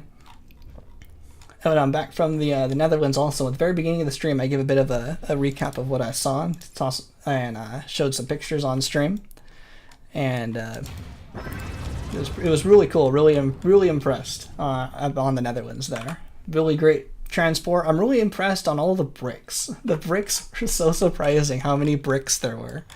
That was probably one of the biggest shocks. Like everything was bricked. We don't have any bricks here in the U.S. If we have something that's bricked, it's considered fancy. And it was funny, the people we stayed with, we said everything is paved here, and they said if it's paved in the Netherlands, it's considered fancy. I'm like, paved? That stuff cracks and sucks. I like the bricks. Oh, I missed that one. I like the bricks. It's so fancy. Yo, and the game still hasn't crashed yet. Always give our daily appreciation for the mod that fixes the crashing. Still super cool. And we're making really good progress. We've been playing for about an hour and 10 minutes probably in the game. And we're making some really good progress. We've gotten 10 more, or we have 10 more to go for the Eco Hero. We've gotten 2 so far. And they seem to come up every 30 minutes or so. So I'm thinking about 5 more hours we should be able to finish this badge. And we won't have to deal with a lot of the time-based badges anymore. Everything was bricked. Oh, bricked like broken. Yeah, not like Windows, not like the last Friday. Anyone have CrowdStrike on their computer? Rip CrowdStrike. That was pretty funny. That's what that Jerry just said. Everything was bricked. Reminded me of what happened on Friday. I'm glad I got back in time. We flew back on Tuesday, and apparently a lot of flights were all grounded because they couldn't print tickets and none of the computers were working. I got out just in time before, International Blue Screen Day. But I don't have CrowdStrike on my Windows, so I was fine. But that's the kind of stuff I'm always like paranoid about sometimes, like some things I do that probably people would consider pretty almost like paranoid in some way is that I will keep every local video that I upload to YouTube in case YouTube like loses all the videos, and then I can just re-upload them. But probably most people think, oh, it's YouTube, they're not going to lose all your videos, what's the point of keeping a local backup? I'm like, one day you'll see, they're all going to lose them all. And then I'll be the only videos on YouTube, so I'll be able to re-upload all of them. And then I see stuff like, you know, International Blue Screen Day, and I go, I knew it. I knew keeping local backups was a good idea. CloudStrike is, I think it's CrowdStrike, right? It's like Cloudflare is the site that does like external cloud backups, but then CrowdStrike was the company that, it was the antivirus company that bricked it. Yeah, you heard about that. It was pretty funny. I'm flying to Austin on the 26th. So glad. What's that coming up? Oh, yeah. Thankfully it wasn't the same day. Oh, there's still one more in here. It was a moon. Oh, I missed it. There it is. Wait, does bomb regenerate, or do you have to buy more? This particular bomb is just regens. The stuff down here is ammo-based. The stuff up here is energy-based. So, we see this one just regens, and I can shoot again. It just uses energy. So you'll see me very occasionally recharge my energy pack, and each of the jumps between the stars cost energy, and then the bomb takes a little bit of energy as well.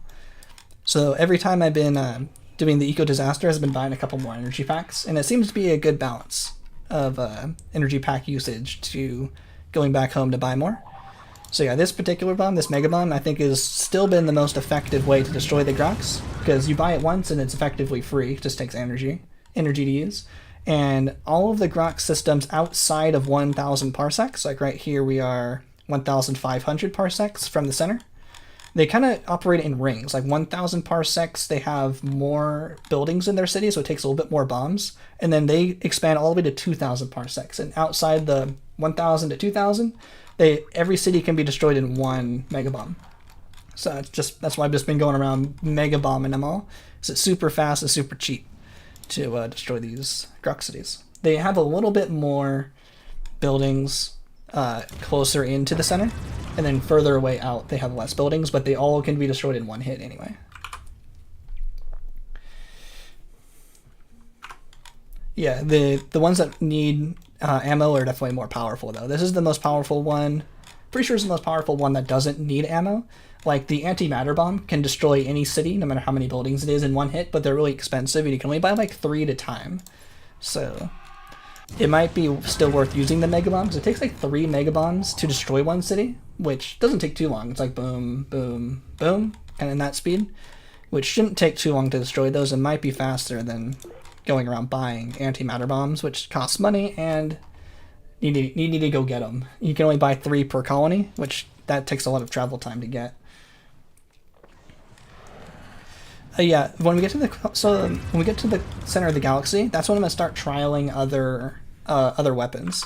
I'm gonna try to get it so the Fanatical Frenzy, I'm gonna alternate between the Diplomat and the Zealot for the split personality. I want to make sure the last one is the Fanatical Frenzy, so we have that, so we can use that for some timing comparisons for when we get to the center of the galaxy, and start destroying those Grox cities that require more, like a bigger bomb to destroy, to see which one's faster.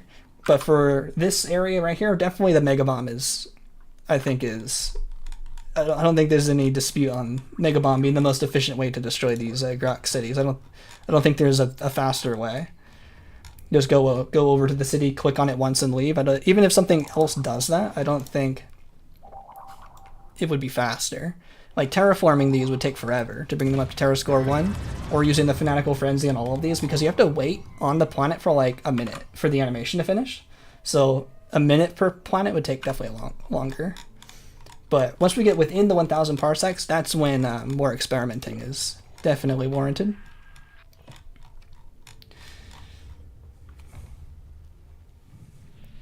Yeah, but I guess it also depends on how many planets. Yeah, there's more planets in the colony. Yeah, more colonies per system. Like, if they have all 5, then I think the Fanatical Frenzy probably would be faster, but I think overall, if I average, like this one just has 1. That would definitely be worth experimenting with for sure. But I'm thinking that if Fanatical Frenzy is going to be faster, I think it would have to be in the center, because it would take 3 bombs per. But yeah, maybe if it has all 5, then maybe the Fanatical Frenzy would be faster. Yeah, Vanilla Cold's probably... Vanilla Cold's giving the suggestions. That's something I didn't think about. Yeah, if there was so many Grox colonies in one of these systems, thinking about the 5 planets having Grox on it, then the Fanatical Frenzy may be faster, because you only have to do Fanatical Frenzy once on one of the planets, and it takes over the entire system. So instead of needing to travel to each of the planets, but I was thinking about destroying like each one individually. But yeah, that's probably true. If there was 4 or 5, that like time penalty of having to wait for the animation, that one might make up for using the Mega Bomb. Even 1 city like per planet like this, that's something I'd probably want to check as well. I'm not sure exactly how long it takes. I think it takes like 45 seconds. I'm not exactly sure, but that's the kind of stuff we want to experiment when we get to the split personality. But yeah, good point. But then we'd also have to save and quit and get rid of the Fanatical Frenzy might be used full once, but then once we use it, we have to save and quit, load back out to the main menu, which is also some more time penalty to use it again, unless we only want to use it, the once every 30 minutes or so that we normally are supposed to use it. So some drawbacks in there as well. To use it a second time would take even longer compared to using the Mega Bomb again.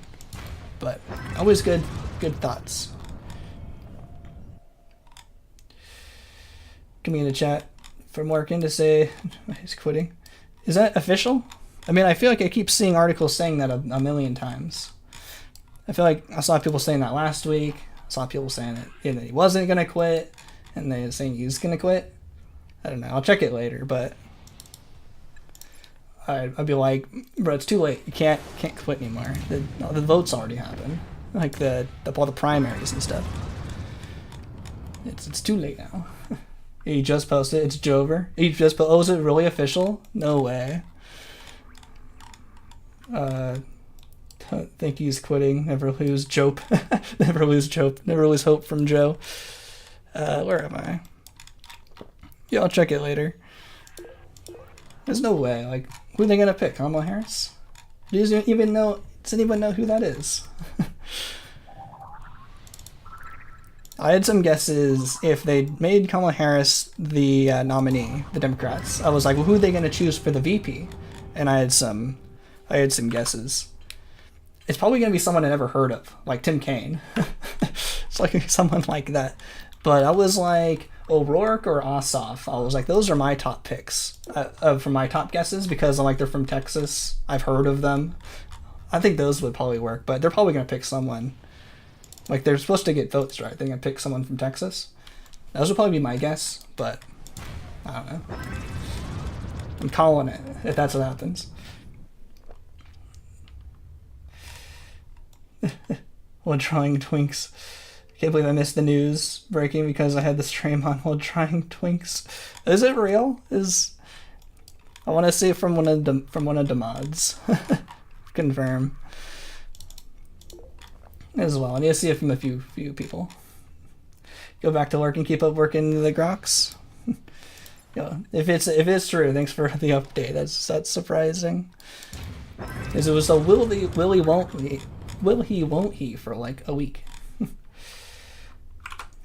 What were we talking about with the spice duplication? Oh yeah, we're not using any cheats. What spice is the most profitable placing colonies currently? Oh yeah, so pink and purple, the most expensive. Purple is the most. It goes purple, pink, green, blue, yellow, red, and then there's white, but you can't sell white, so it doesn't really count. The purple is the most expensive, but you can also use like a bunch of spice duplication glitches to sell it quickly and find a colony that wants to buy it from you for the maximum amount of money. But yeah, we're using any glitches we want. That's why I'm using the invincibility spaceship glitch. But He did drop out? Wow. I can't believe it. Live reaction. I'm a react streamer now. Reacting. That's crazy. So many unprecedented times in our current times. It was just someone, it was a funny line I heard. It's like, I want to stop living in, world firsts for a change. It's like, can you stop giving world firsts or unprecedented events for 5 minutes? Like that Shrek meme. Because has anyone ever really dropped out like after all the primary like votes came in, but before the convention? I mean, the convention hasn't happened yet, so it's not official. But I mean, they did all the primaries. And he endorsed Kamala? Okay, that's what I would expect. There's no way he can't endorse Kamala Harris. I mean, that wouldn't make any sense. That'd be like the biggest snub ever if he picks someone else. Incredible, this is how I found out. Yeah, same here. That's crazy. Well, we were talking about cheats earlier. Yeah, we're not using any cheats though. We're using any glitches I want, like the invincible spaceship. This is entirely in the game, totally legit, because it's a glitch in the game. It also makes it a lot easier for me to talk to chat, because I don't have to worry about dying. And we're using the spice duplication cheat. Or, not the cheat, the spice duplication glitch, because we're not using any cheats. I meant to say, I was going to talk about, we're not using any cheats, we don't have the Joker badge. We'll get that one last, because I want the all badges. So I'll probably consider the time ended when we get everything minus that, and then we'll just do that for fun. Because the only way out of the invincible spaceship I found is to use the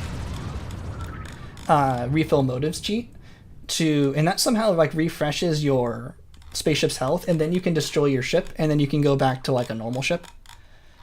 Well, I guess it's actually technically a normal ship already. No, it's still a ghost ship, I think. So you still have to destroy your ship to get a fully new one, because you notice how the Grox ships can't attack us properly because they can't target us. So you'd have to destroy the ship and go back. So maybe I'll do that at the very end, just to be like, now that we destroyed the Grox, we can go back to not being invincible anymore. Well, my head's still buzzing about the news. Thanks for letting me know, but yeah, crazy. He didn't talk too much about global events, but that's global for me. The world, because the United States is the whole world, so it's global events to me. Because I'm in the U.S. matters to me. There's more support in the polls. I've learned not to trust the polls. I remember 2016. No more polls. Which is funny because the polls, like, nationally were pretty good, but the state polls were bad, I remember. State polls were bad, but national polls were actually surprisingly accurate. Because 2016, Clinton won the popular vote, which, according to the polls, happened. But because the state polls were wrong, she lost too many electoral votes. Oh, that was also really funny. When I was with our friends, Red's the spice. Red's the best spice. When we were at our friends in Zwolle, we were telling them all the horror stories of America. I think so highly of America, as you could probably tell, compared to the Netherlands. And we were saying how, like 7 out of 8, right? 7 out of 8 Democrats have won the popular vote, but only 5 out of 8 have actually won the presidency. And they're like, what do you mean? How do you not win the presidency? I'm like, oh, that's not how it works in America. You don't just get votes and win. No, it's got to be more complicated than that. They thought that was funny, but also crazy. Because of the stupid 270 thing, Electoral College. Kamala Harris, she's the vice president. I mean, she probably already had to have asked the question. I'm sure she's lived in America. All you have to be is born in America. It doesn't matter like your heritage or anything in the United States. You only have to be born in America and be 35. Those are the only rules to be president in the U.S. Their actual like race and stuff doesn't matter.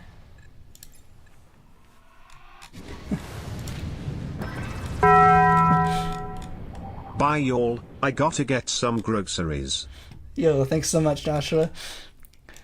Yeah, really appreciate the super chat again. Yeah, it almost got me. It was a little closer. I almost didn't get there in time. I was looking away at the the game. But yeah, definitely the best time to get me is when I'm doing the eco disasters. I pay more attention there. But yeah, good one. Got the Taco Bell jump scare. Yeah, thanks so much again. Really appreciate it. Yeah, lots of supers today. Really appreciate it. She can't be VP unless she's born in the US. It's actually kind of funny where you can technically not be. You can still be the VP, I think, or is it? It's like maybe you can't be the VP, but like the line of succession like technically can skip steps. Like if this, I think for sure how it works. Like the Speaker of the House, right? They're third in line, but I don't think they have to be born in the U.S. like the president does. So I think they're more lenient. So if they're third in line and they needed to become president, they can be skipped over and just go to the fourth one, like because they're third in line, but they don't fill the requirements, so they can be skipped over. So maybe the VP works the same way, or maybe like the president who isn't born in the U.S. could run for a presidency, win, and then be skipped over because they don't fulfill the requirements, and then they get line of succession. So maybe the VP can work that way, where you can not be filling the requirements but still be VP, because the VP actually still has powers. They are, for those not in the US and don't know how the political system works, they are the tiebreaker in the US Senate. There's 100 senators, and if it's a 50-50 split, the vice president becomes the tiebreaker. So the VP does have a role and does stuff, even if maybe they can't become president, because I think it's the same. Oh, the other rule is you can't have more than 2 terms or 10 years. Because if you become the president if you become the VP, if you're the VP and become the president after the 2-year mark, you can still run twice and have a total of 10 years. But if you were the president for more than 2 years without being elected, you can then only run once. So if you had technically gone over your amount of time, you can also be skipped over in that way. That's another rule. You've been president too long, and if you're the VP and you've been too long, you'll be skipped over. But I think Kamala fills the requirements. How far in are you? I think we got to be about 2/3 of the way. 2/3 of the way in by now. It sounds Indian. It probably is. It sounds Indian. I'm not really sure. Hopefully it doesn't become another Obama in Africa thing. That was really stupid. That there was doubt that he wasn't born in the U.S. I think that's dumb. That became such a big deal. But that wasn't actually taken seriously by anyone. Hopefully. I'm pretty sure.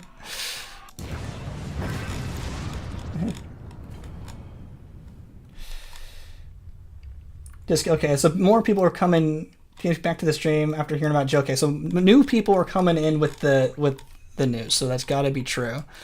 My head's still buzzing. I usually don't talk too much about politics and stuff because I'm not good at on the spot talking a lot of the time for stuff like that. Don't want to be too controversial or anything, but it's still big news.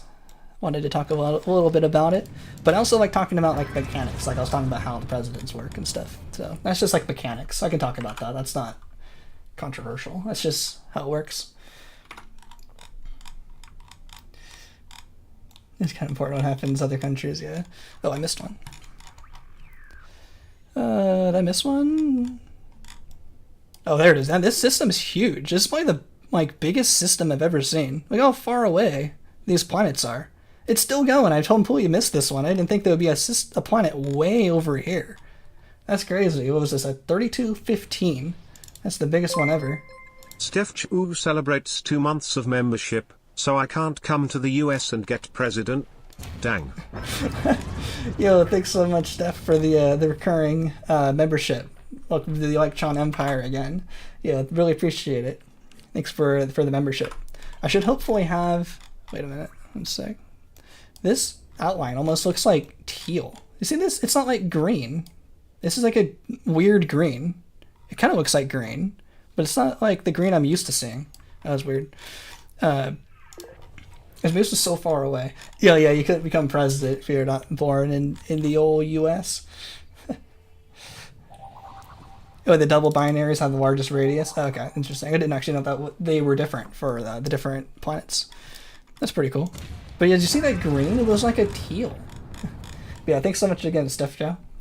Really appreciate it. I should have a video next week, but I was talking about how they are remodeling my bathroom starting this week. So hopefully I'll have time to find some peace and quiet to record the next video. It's already scripted, basically ready to go, but I gotta find some. It's like finding the lineup of like motivation, peace and quiet, and my voice sounding all right to like make us to do a commentary. So hopefully I'll find some time this week and make the next video. I plan this one to be next because it's kind of short. It should only be like 5 or 6 minutes, but I still think it's a really cool video. Because I knew I was gone for 2 weeks, and I want to make sure I get that like monthly cadence out because of the memberships and the early access. So I want to make sure you still get your videos early access in your membership. I didn't want a whole month to go by without videos, but I'm trying my best. But because of the remodeling, I was talking about how I was like making a makeshift streaming room in like the laundry room that I might want to stream more from this week if I don't want to be in here because it's too loud. So I'll have nothing to do. So maybe oh yeah, right. You're running the Minecraft server. If the Minecraft server is still active, maybe we can do some Minecraft. Maybe do some Halo speedruns again. If Trax is here, I know they like to play Portal, and we were halfway through our Portal campaign, so maybe we can do some more stuff like that. So big plans coming up, but that's my hope. Like every week for the Spore videos on YouTube, a video every 3 or 4 weeks, and then maybe these couple weeks more extra streams. I'll be on Twitch though, that way it won't interfere too much with our YouTubiness, because it's just gonna be like Halo. I might use face cam, but it's gonna be like way more like relaxed, be more focused because I'll be speedrunning, so I'll be able to pay attention more to the game, and maybe some Spore speedruns, like stuff that I can't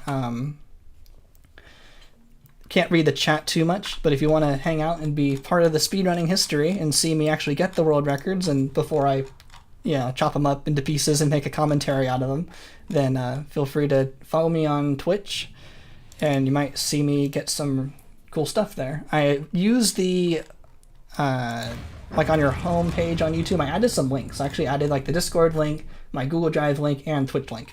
I actually haven't really been using those links. I almost forgot about those. But yeah, pretty cool. Or someone plays the Minecraft server.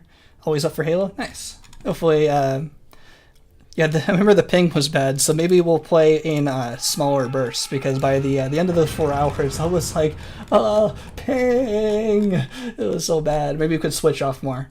But yeah, always down for that. So I think Cyan's more blue. It felt more green to me. It was like tealy, like and more greeniness. I think teal was more blue, but I'll have to take a picture of it later. You're probably talking about that the line, right, or out of the planet. It just looked a little. It looked like green, just a little bit different. But Cyan's usually more blue, I think. But who knows? My eyes probably don't work.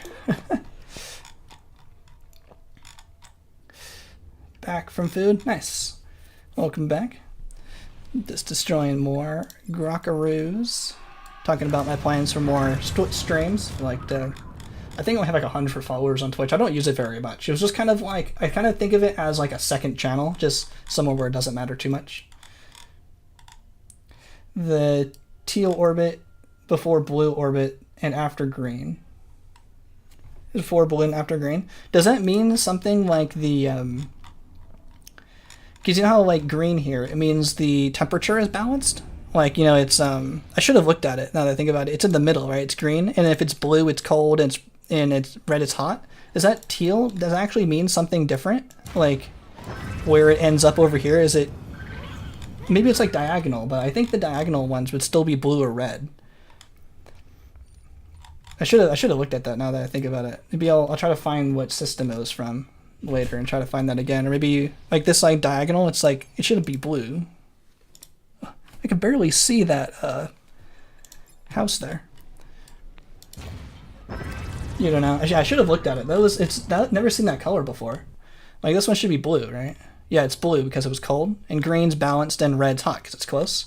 but it was so far away. That was crazy. Maybe it was like slightly off. I should have...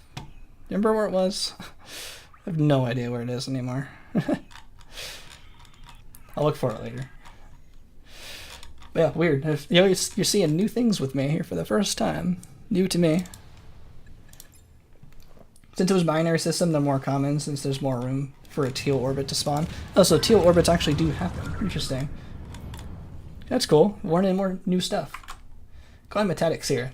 They seem to know a lot about the game, about those kind of mechanics. I'll say I know a lot about like speedrun mechanics, but actual like if I have a question about the game itself, yeah, thanks Metatic for always being there, and Vanilla Cold as well, and all the mod crew. Like some stuff like it was funny. Like I thought it was a funny story. I thought the Steve spaceship was just a spaceship. I was like, can I get the PNG of the Steve spaceship? Tadic's like, no, you dummy. That's just a 3D model. It's not a real spaceship. I'm like, oops. Ooh. Big dummy alert over here. I didn't know.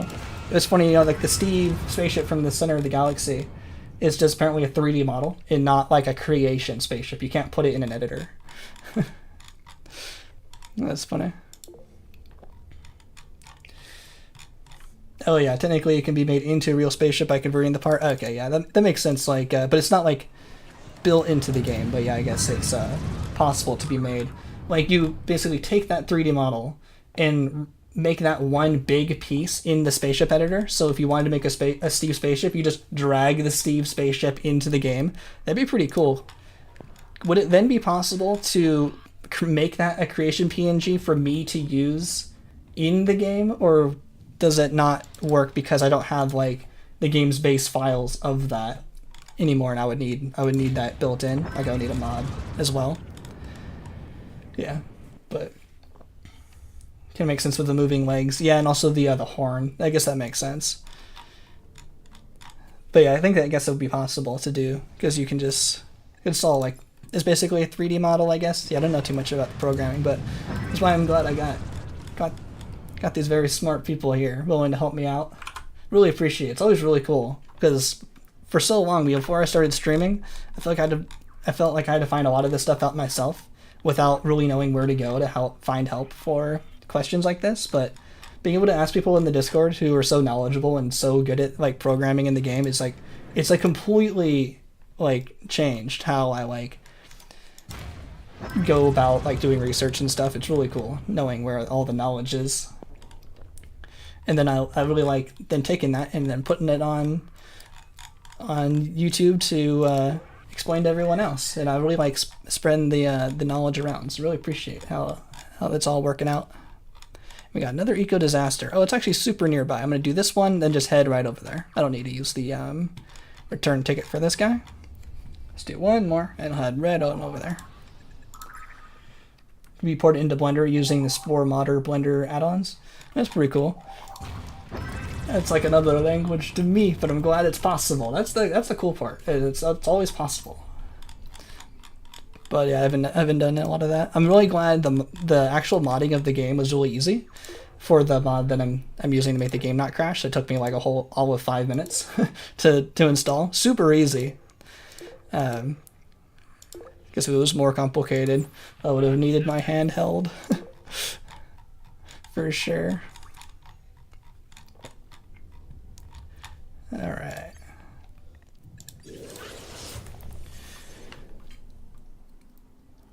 Let's see, there it is. See how long that took you? About another half an hour for another one of these. We're getting some pretty good progress over here towards the badge. After this, will only be 9 more to go.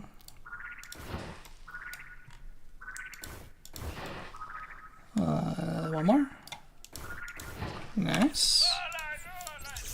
And I'll get more energy packs.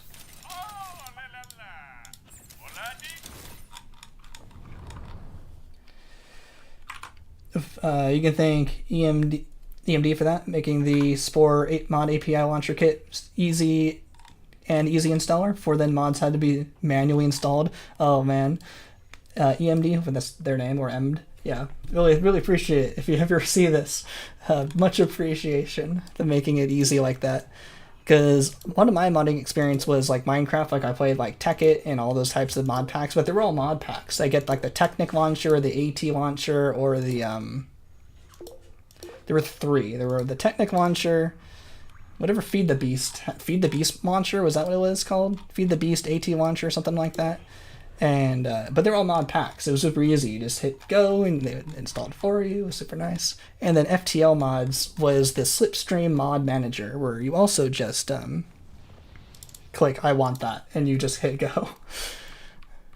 Super easy. Yeah, much appreciated that it all works super well.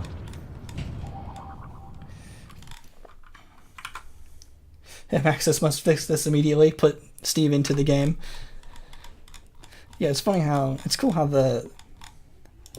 with the mods we can fix what Maxis couldn't with the it's also a pretty big one. Fix all of the bugs they had left over. Like the mod, like the crash that was happening to us for this run was, I believe it's a null pointer, because it was pinging an empire that didn't exist for the relationship status, and then because that empire didn't exist, it returned like null or nothing, and then crashed. But the mod basically says, verify that this is a real empire first, please, and now you can check if it's relationship status. Hopefully, that's kind of how my understanding is. Hopefully, that's kind of close. And so every time it does that function, it does it properly. No, the $1 billion mistake. Oh right, was that the problem for International Blue Screen Day? Was there a null pointer? We have experience with that. was that the problem for the blue screen? That's funny. It's funny. Oh, it's not funny, but it's funny that's relevant to what we were talking about. So yeah, so I've heard. Nice, that's funny. I believe it. Sounds like those are pretty common. An old phrase. Oh, like an old phrase that like didn't really need to be there anymore. That was just left over and wasn't cleaned up.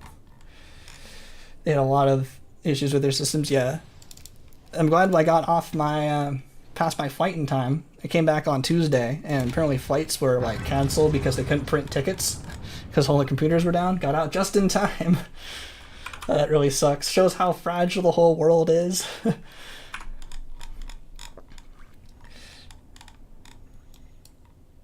Oh, I mean, Noel being a $1 billion mistake being an old phrase. Oh, like an oldie buddy goodie, an old time, a phrase that's been around more. Like a classic phrase. Dodged a bullet, yeah. It was crazy. It went from Amsterdam to, pretty sure it's from Amsterdam, from the Netherlands to Dublin, and then Dublin back to San Francisco. So that was a 1 hour flight and then a 10-hour flight. That was so long. 9 hours towards the Netherlands, towards Dublin, and then because of it's harder to go the other way, so it took 10 hours on the way back. Very long. I caught up with all my WAN shows though. Had like 3 WAN shows to listen to. WAN show is Linus Tech Tips podcast that I like to watch.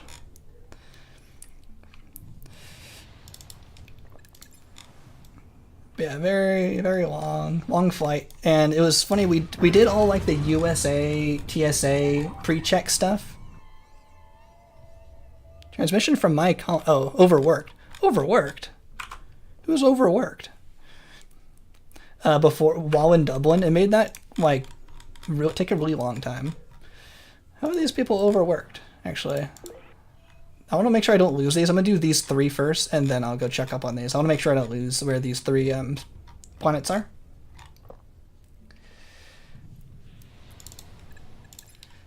I must have conquered someone and forgot to put some entertainments in. You know what's like funny? I remember saying in one of my videos that this was like a cut mechanic. I usually don't say stuff like that unless I like had read it. That's too like oddly specific for me to have like made up, but I could not find any like reference to me for a reason of why I thought this was cut.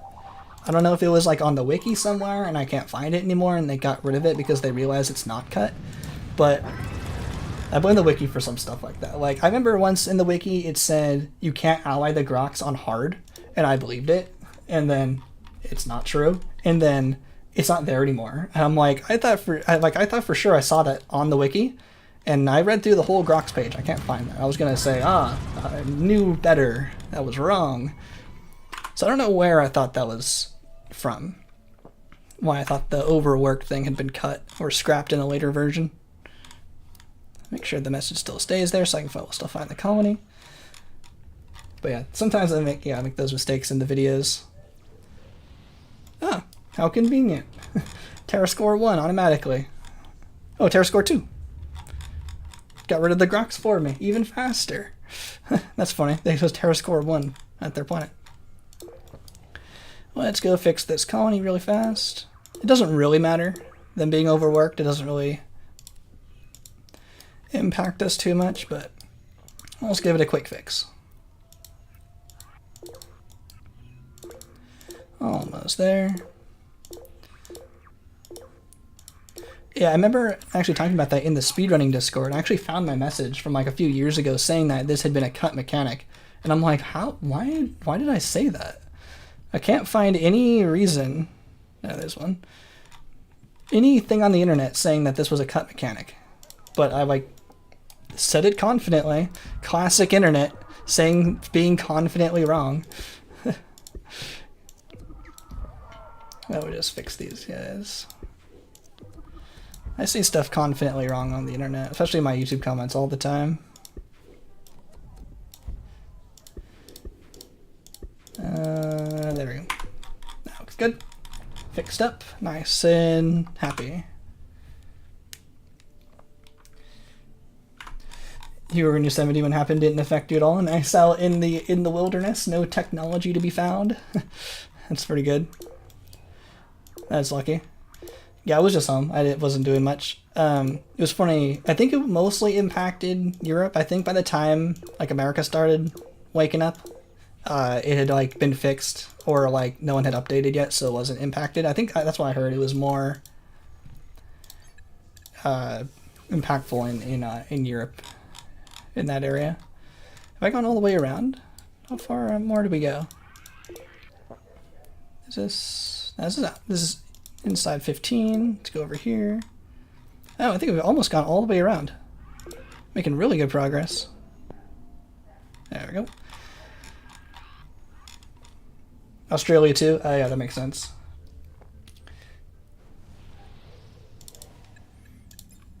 Oh, nice. You're looking for a job in Yosemite? That's cool. You want to be like a park ranger or something? Or work at like a facility? That's really cool. Definitely need people protecting the space out there. Very important work. You like hiking or something? Going around keeping the place safe? Or maybe like wildlife conservation or something with the animals? Yeah, it's super cool. Hopefully you get it. You almost booked the flight for last weekend. Oh, and hopefully that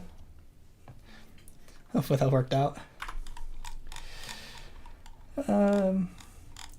Housing is free for employees. Yosemite is like dormitory stuff. End up not doing it. Oh, okay. Oh, that's too bad. Don't want to have to live in the dorms like we're back in school. It was a Terra score 2. Might be a storybook planet.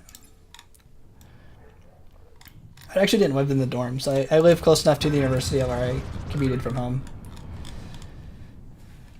What, that sounds hard. I hung out a lot in them with friends and stuff at the university though.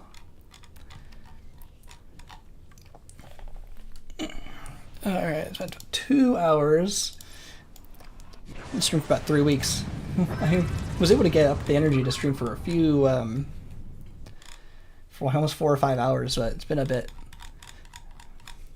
To work back up the energy.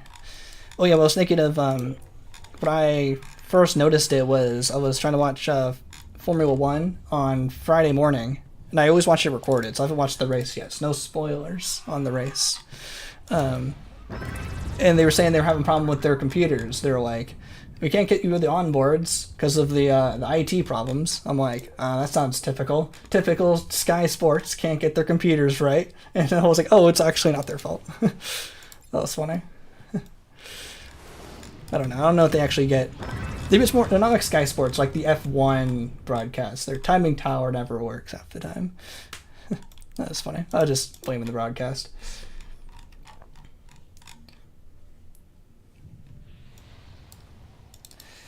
Adieu, friends. Have a nice remainder. Oh, yo, thanks so much.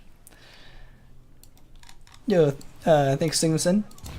Thanks for stopping by the stream. Let's check you later. Thanks for hanging out by the stream. Thanks for hanging out for the stream. I'll see y'all next time. Quad Strike should have installed the Spore Crash Fix mod. Yeah, nice. Would have fixed the pointer. Yeah, that would have fixed it. Does that fix like all null pointers, or is that like it's just one particular one? I know you're joking, but I don't know how it works. So is it like, because I remember when I did my like 1/4 of Python programming, there was like one extra function that basically would like, if crash, do something else. It was like a crash detection was one of the lessons. So I didn't know if it's possible for them to just say, if null pointer ever happens, return. I don't know any much more programming than that. There's plenty of other things to be broken, most likely. Yeah, that probably makes sense. Programming is magic and wizardry to me. We keep getting plundered on our homeworld. It seems interesting. I actually see our homeworld getting plundered kind of often. For how many colonies we have, I see the homeworld happen a lot.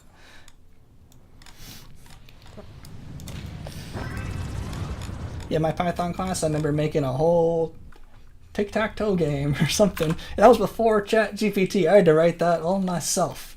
And by myself, I mean go on Stack Overflow and find what someone else did and use that and just change it up a little bit. Can confirm it's wizardry. Okay, good to know. It's not just me, that it is wizardry, even from the wizards themselves.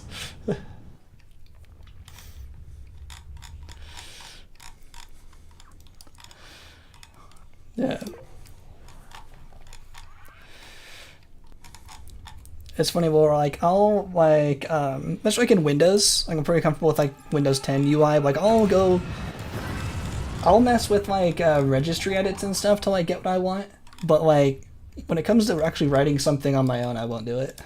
Well, I won't know how to do it, but if I could, I'll follow any YouTube tutorial to mess with registry edits and go really deep into, so far into the Windows settings, it's gone back from Windows 7 into XP, back into Vista, all the way back down the UI settings to get what I want.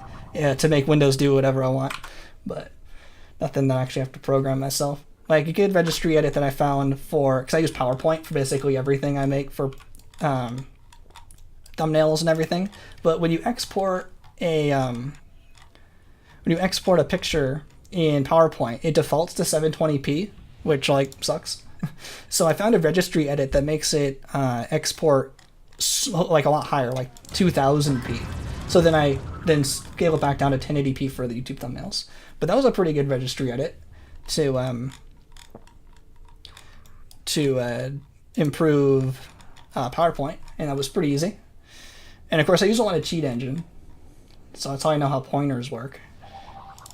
But I know there's a lot of kind of more programming you can do with cheat engine to try to like interrupt mechanics and like do other things and make it go up and down the chains. But I basically just look for pointers and then find the address that does something and then just experiment with it to change values until I get what I want. Ooh, these look like see these two rings, I think that means they repopulated. It means at least it means I visited this system before, I think. Oh wow, TerraScore 2. Instant takeover. Kaboom! That's funny. Well, it seems like when they repopulate, maybe they can repopulate somewhere random. Yeah, they had nowhere to go, and there's no TerraScore 2, no TerraScore 0 planets in the system. That's funny. Oh, another TerraScore 2. Well, it looks like a TerraScore 0 planet. It looks like the typical, too hot. But as soon as we load in, it's normal. What does it look like now? Oh, yeah, actually put the water back. It doesn't look like it's TerraScore 0 anymore. That's funny. Spore TM, just spore things. Yeah, one cheat engine address pointer thing that I really want, that because there isn't a way to control in the game, is to control the tribal stage food count. It's really easy to control the number displayed for the tribal stage food count, but it immediately gets converted back because the real number is somewhere else that keeps telling what the display to show. So that's really easy to find. I find that pretty fast. But I want the actual number that controls the tribal stage food count. I found it one time, and I don't know how, because I can't find it again. I did like the same procedure, like it went up, it went down, it went up, it went down, and keep filtering down addresses over and over. But that one must be slippery. Can't find it. So if anyone really knows how Cheat Engine works, and you can help me find the tribal stage food count, because it's really nice to like experiment with tribal stage and not have to worry about food, because there's no add food cheat. There's no way to make it go up for free. So having a cheat engine address that could just change it to whatever I want would be really cool. But I can't find that one. I've tried a bit for that one. I think finding DNA and money is really easy, but tribal stage food, I can't find it. The Grox colonization is really buggy. Okay, that's good to know. That probably because they have a weird tier 0 system, and maybe they don't have an extra system for the Grox, and they just work like any other system or any other empire. And because any other empire can live on any colony, they didn't bother programming a special Grox condition.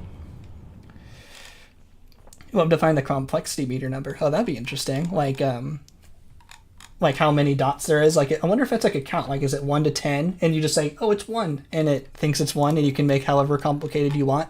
Because that'd be pretty cool, because then you could save the creation and make it like legit and like put it online, even though it technically exceeds the complexity meter, but the game didn't think it's actually exceeding the complexity meter.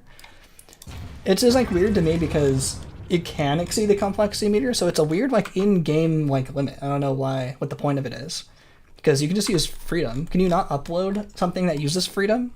Because it's like, to me, it's technically possible to exceed it, so why have it? Maybe it's just kind of like the kind of era we live in now with like so many custom mods and stuff, like why put limits on ourselves? But maybe it made more sense back in 2008 when the game came out to put in those kind of artificial limits, which if that's the case, that would make a lot more sense. That'd be fun. The server-side checks have similar checks to client-side checks. And there's something that's far outside the complexity meters can't share. Too bad. So it's like has a double check. So even if you made it so the client can see it exceeding the complexity meter, the server would be like, I'm double checking you. You can't fool me. I wonder, does it work for the Grox parts? Because I know you can't save the Grox cyborg parts. But can you upload it because it's like a regular creature at that point if I force it through? Or is it the same way, like you can't have cyborg parts on the servers either because it's in the same way you can't save it? Freedom might be fair game, that the game will know that's over complex before downloading. Okay, so you can upload it, but then you can't download it? Oh, that's even worse. Because it's so close. It's there on the servers. It's so close. It's so close, but so far. It won't give it to me if that's how that works. Oh, that'd be too bad. Only parts you can achieve are unmodded Spore will share properly. Too bad. Yeah, I don't really use the online, like, basically at all. I basically play always offline. I played more online back in the day, but with a lot of the speedruns, it was a lot easier just to stay offline, to not have to worry about downloading stuff from the buddy system, because part of the speedrun rules is you can't have anything outside the default anyway, just to keep it fair for speedruns. So I just got so used to just basically containing myself within the offline system of the game that the online is like a whole nother part of the game that I haven't explored, like Galactic Adventures. I know the core game really well, but outside of that, it's all exploring to me for the first time, and finding these limits and exceptions are pretty cool.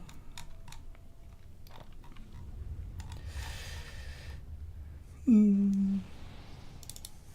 don't think I've ever seen a creature I've used freedom cheat with any of the games. Because I think then it won't work if I use Cheat Engine to put like a tank in the creature editor, because that will crash the game immediately. But I don't think that'll let me save either unless I use Cheat Engine, so I'm assuming I won't be able to upload a tank as a creature and have people download like a broken creation and crash the game constantly. So I guess probably in the same way it won't be allowed to cheat. It won't be allowed to download because it'll break the rules. That'd be kind of funny. I guess I could just give people the PNG itself though.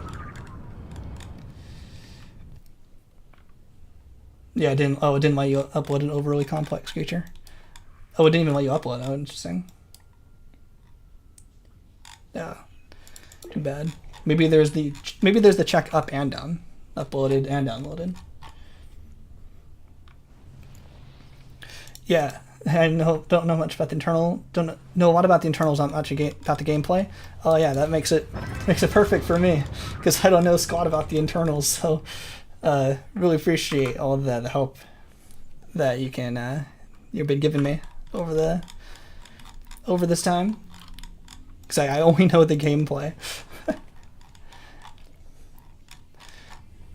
Oh, it's actually kind of sunny out now. I think the lighting is actually a lot better on my camera. Yeah, helping each other out. It's super cool. No one has to know everything.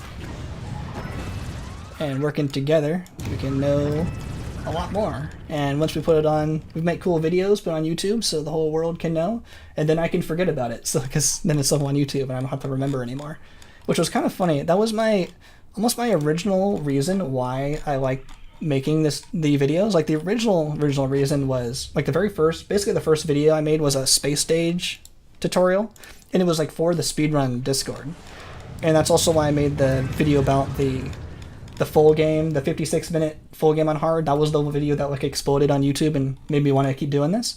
But originally it was just to kind of get all my thoughts out and everything I knew about the game, because it was a lot easier for me to like talk it out than to kind of write it. Or it was easy to it was a lot more accessible to listen to it than to type it or to read typed explanations.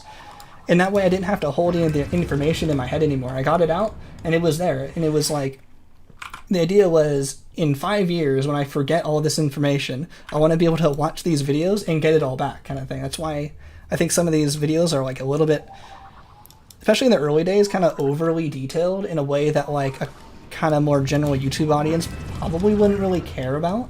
But they were for basically me. They were for me telling me in 5 to 10 years when I forgot how a speedrun trick worked. And I needed to know exactly how it worked so I could get the speedrun to work again. So if some things feel like, why is he dragging on about these weird subtle details? It's like, it's for me. That was kind of my original idea, which I think kind of worked out because it made pretty comprehensive videos in a way. So that's kind of why they're like that. But I only know stuff about the game itself, but all the internal stuff is pretty cool to have a lot of good help with all the mod scenes.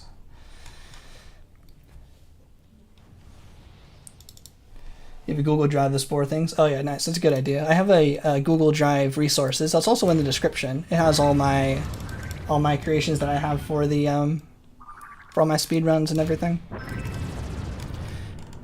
Like all of the custom galaxies and stuff with all of the planets that all set up perfectly for a speedrun. It's all available for download as well. It took me a while to make them, but it's good that people have access to them.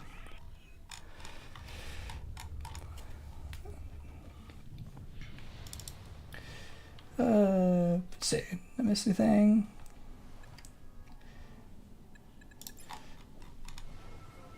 The complexity system is a bit too aggressive. Oh, it's like a bit too low. You'd like it to be a bit higher.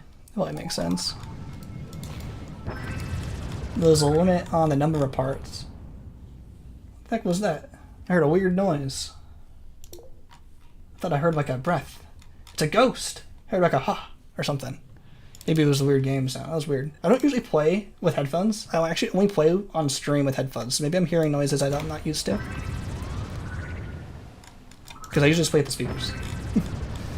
But if you heard the game coming out of the speakers, you'd hear it in the microphone. It would sound weird, so I put headphones on while streaming. But typically when I'm not streaming, I don't put headphones on.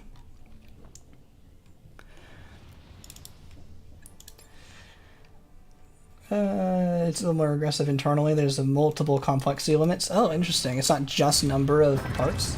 It's pretty cool. Pretty cool. It has multiple checks.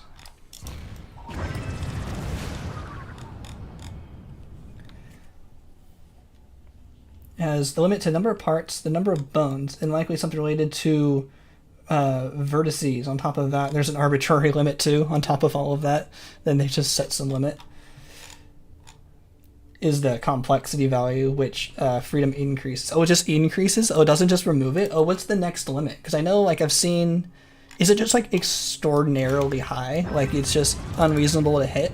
Because I know, like, Dark Edge TV, like, their creations are insane and incredible and, like, really amazing and really complicated.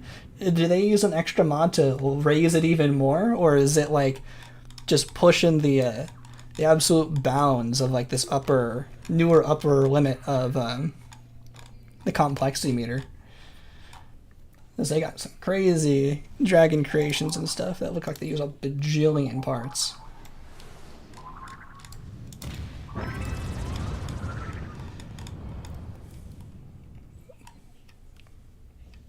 Yo, thanks, Anders Larson. Yo, appreciate it. Yo, really appreciate it. Thanks so much. Oh, keep up the great work. Thanks so much. Yeah, glad you caught one of the streams. Yeah, we're just hanging out, destroying some Grox. Super nice and chill, since we have the invincible spaceship glitch going on. I'm not sure if you've seen that video before on one of my other videos, but being able to not take damage, just the invincibility of spaceship glitch, that's just built into the game, just a normal glitch to exploit, makes this super easy just to hang out and destroy the Grox while hanging out with chat.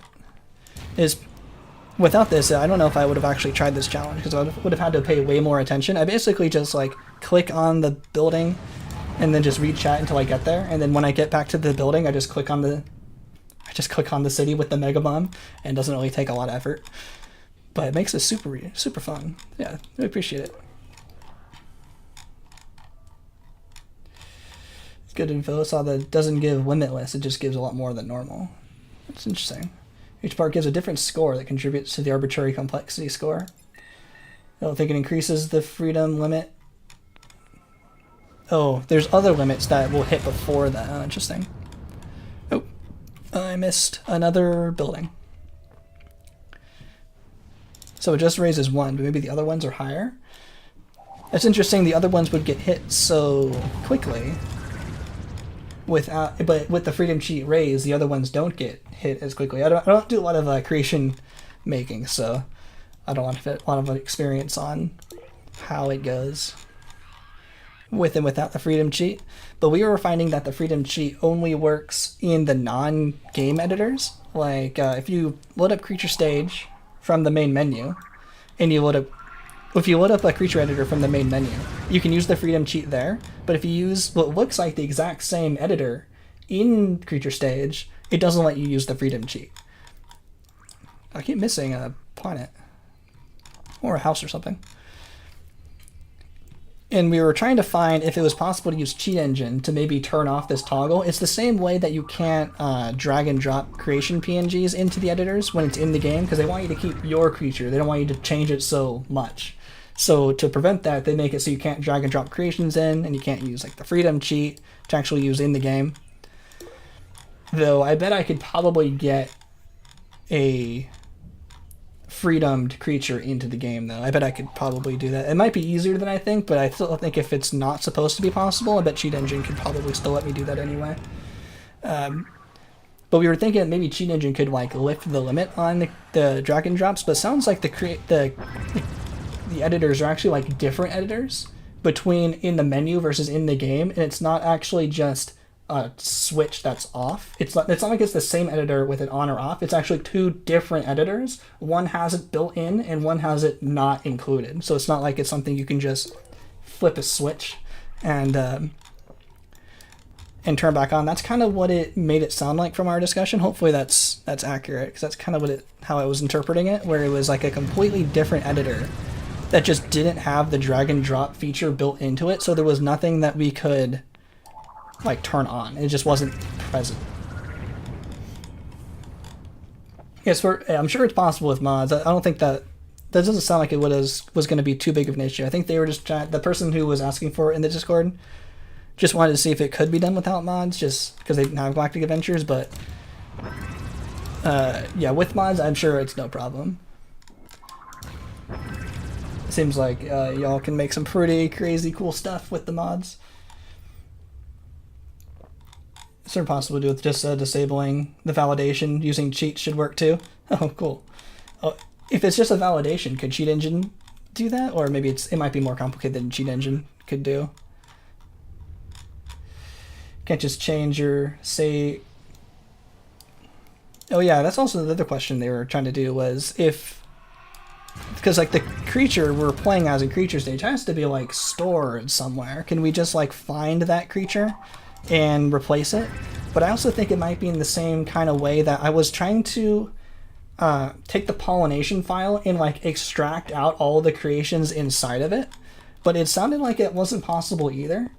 I was working with the mod crew a little bit with that too, because there was some problem with the Maxis default, not default, like the Maxis downloaded Galactic Adventures, like How a Bill Becomes a Law is a good example, where it like technically wasn't possible. There was a problem. You couldn't get all the creations through like one of those API downloaders. One of the signs or something had like a mismatched name, where like it was confused between like the Maxis Kate version and just the regular Maxis version. And when you downloaded it from the servers, it did some kind of fix to it to make it work. So it technically wasn't possible to get the PNG it was looking for, because the downloader gave you like the wrong one than How a Bill Becomes a Law was expecting. So even if you use the API downloader to get all of the creations, it'll still think you have to go online to download the right one. So what I wanted to do was, since I had the right PNG because I downloaded it, because I actually have a Spore account and I can download stuff directly from the servers, I wanted to like basically unzip the pollination file and get the right sign out of it to get the right PNG. But it sounded like that wasn't going to be possible. But I'm not sure if I actually explained that on stream before, now that I can actually fully explain it without typing. Wanted to know if you have any kind of ideas on maybe is that doable. Basically, I was thinking the pollination file was just like a zip, and just unzip it and just spew out all the PNGs, but it sounded more complicated, and they didn't think it was possible. But that would be like my hopes and dreams, that we could actually get that fully localable. Basically, what I have now is I have that pollination file just available for download with everything included. But because you can't mix and match pollination files, you couldn't give it to someone who already has a bunch of stuff. They basically have to restart with mine from scratch and then throw everything back into it. So it wasn't like a perfect solution, but it was good enough for me that you could play How a Bill Becomes a Law completely offline. Because if the servers are down and we thought the API downloader for all the PNGs would work, it wouldn't. So you would need my pollination file that I carefully created for y'all to have. Yo, Seth Jow, thanks for stopping by and head out. Have a fun stream. Yeah, thanks so much. Oh, we got another eco disaster. Sweet. Yo, thanks so much. I'll see you in a bit. See you later. Let's see. Extra messages. It kind of is the same editor, but the way the Spore loads the editor is complicated. Okay, that makes more sense. I didn't think it was like an actually completely different one. I figured it was like the same base, and then there was a split somewhere, and then in that line that's what I mean by different. Like it had a different location, but it had the same origin point. If that's how it works, then that makes more sense too. Oh, that's really close. We'll just do that right now. If that's more technically correct, then I'll take it. If that's how that works.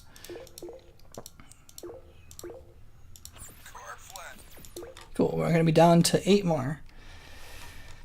Probably in Core Spore, you could do it without the file modifications with the prop cheat, prop disable validation true. Ooh, what was that for? I actually missed which one that.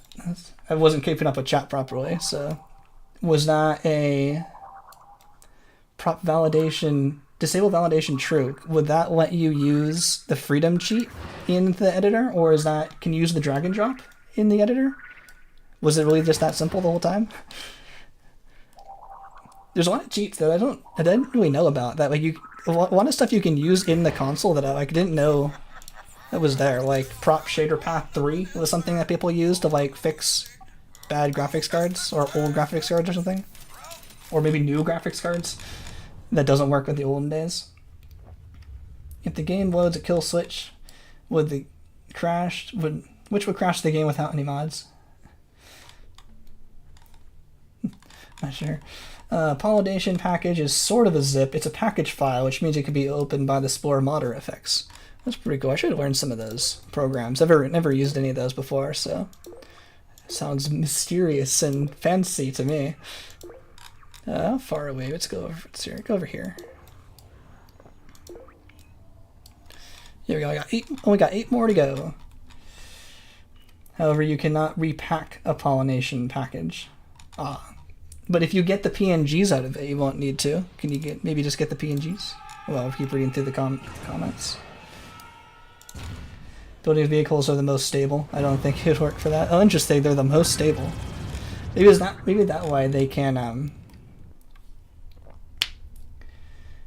you can switch like vehicles and creatures so easily without it crashing. Like you can put a creature in a vehicle editor and it will still work. It doesn't have like the body, but all of like the parts still appear. Like, you know, you've probably seen me put a Grox into a vehicle editor and it just looks like the cyborg parts without like the body part.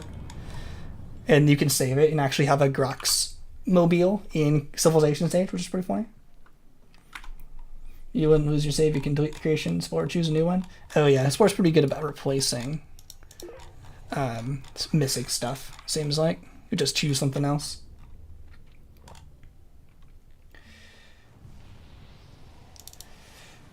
It would likely let you use freedom and save a creation without making it unusable. Oh, that's cool.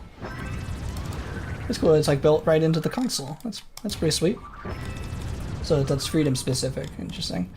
Wonder if we can maybe something similar for the drag and drop, I'm not sure. For Grox Adventures, you'd probably modify the properties.text to make the cheat usable. Oh, that's cool. You can just make it so it always works all the time, so you don't have to use the cheat each time. That's also pretty cool. It's kind of like how you can change the frame rate in one of those text files.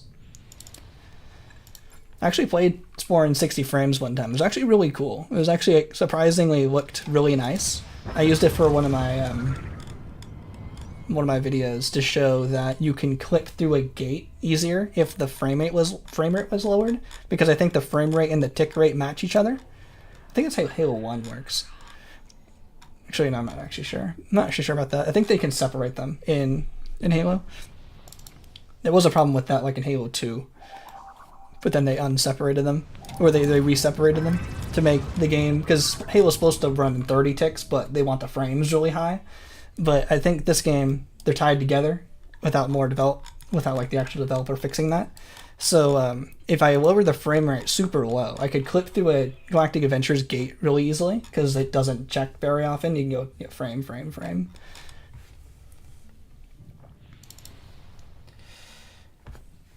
You can get the PNGs? Ooh. Gonna go work on something. Have a nice stream. Have a great day. Oh, thanks so much, Anders. Really appreciate it. Thanks for stopping by the stream. We're going for about 2.5 hours. Probably about time. I guess we actually started a bit late, so I have about an hour left on the timer. And of course, the going in and out of the planets doesn't count. Like, say, the timer pauses when you go in and out of planets, because that's like the speedrun style. It probably, I don't know if I really needed that for this run because it's so long. I might have to like calculate how long we were saving, not counting all these planet loads, versus how much time we lost with all the crashes. That might be kind of an interesting part of the video when I make this a full video later, when we finally destroy the Grox. Because if I want to track how much like real time, people are probably more interested in real time than my like speedrunner time, because the speedrun time doesn't count loads.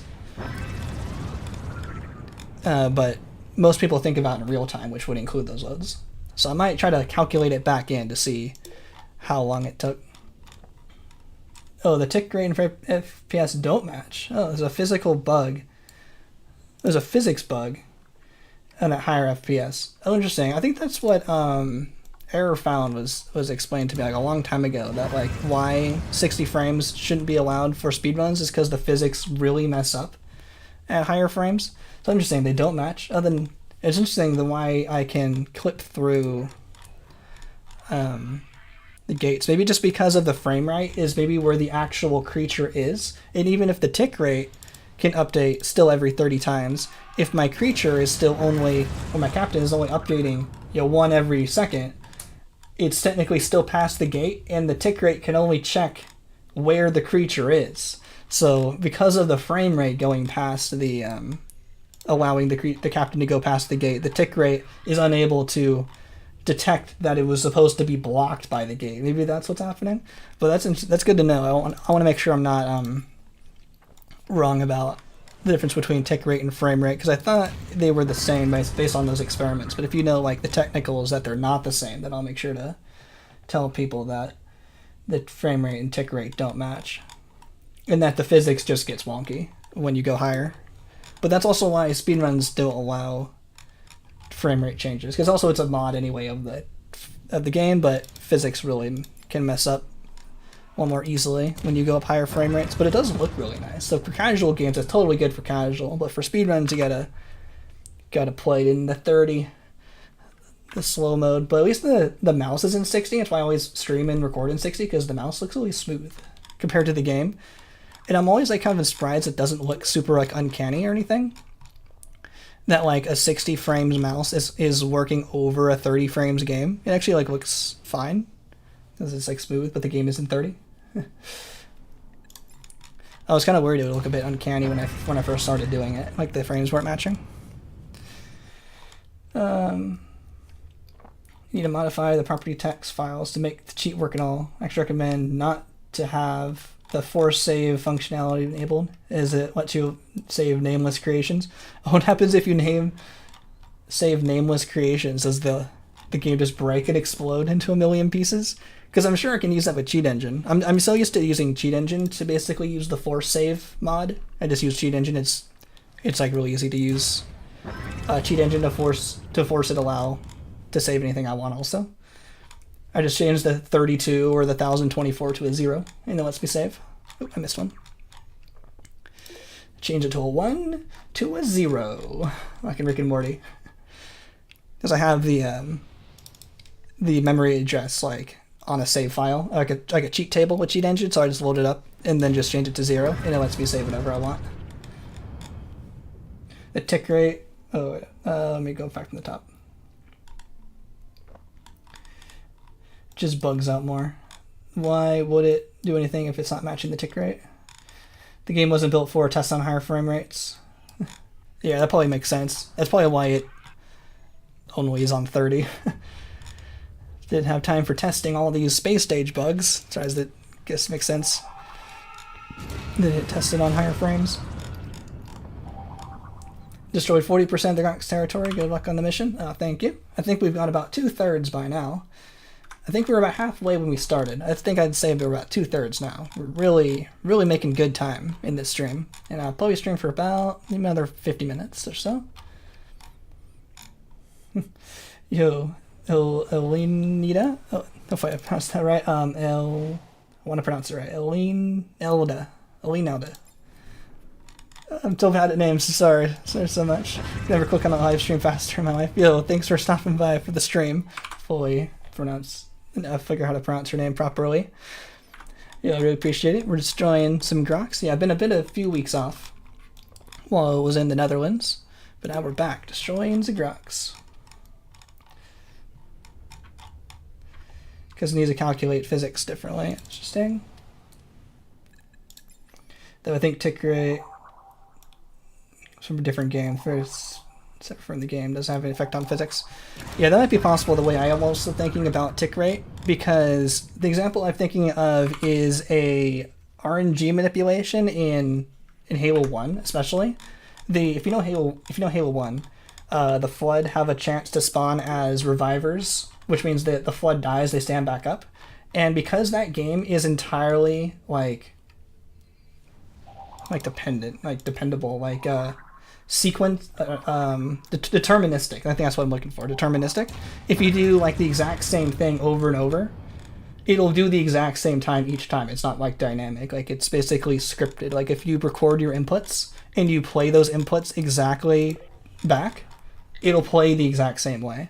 So if you know the exact tick that certain enemies spawn on, or the type of enemies they spawn on, and you can play the exact same way up to that point, you'll always get a reviver every time, and you can use that in a speedrun. So you can use an RNG manipulation glitch or trick to always get a reviver, and you can then use that to bump through a wall, which is pretty cool. You use the Flood, it gets back up, it pushes Master Chief through the wall because of the hitboxes. But I think that tick rate is always in 30. I think that's what they always call it, the tick rate. So if you can skip the cutscene on the exact same frame, or the exact same tick, because the frame rate can be whatever it wants. If you get on the right tick, pretty sure, I think that's how it works. It's always it's been a while since I've had the full understanding, but this is how I kind of remember it. And then you just hold forward only. There is a Flood right at the beginning of level 9, and then it will always be a reviver if you skip the cutscene right at the exact same spot. So that's kind of what I think about with tick rate versus frame rate. Hopefully that's kind of close to being right. Spore does calculate more per second, but it uses delta time to ensure the game seemingly works the same. Interesting. Yeah, a lot more technicals than I even thought there were. That's pretty cool. It's cool that someone knows it. Better than me. It speeds up when there's more time between frames. It slows down when there's less time between frames. Oh, that's kind of cool. It's like old-timey processors in games. They were tied to the processor's frequency, so games don't work the same way as they do nowadays because our clock speeds are so ridiculously fast now, and they were depending on their tiny, slow processor clock speeds back in the early x86 days. I think it's something like that. I know I know a little bit enough to, I think, start the conversation, but I'm not confident enough to really know for sure it's how it works. Yo, Chax. Yo, change the username. Yo, now I can't forget.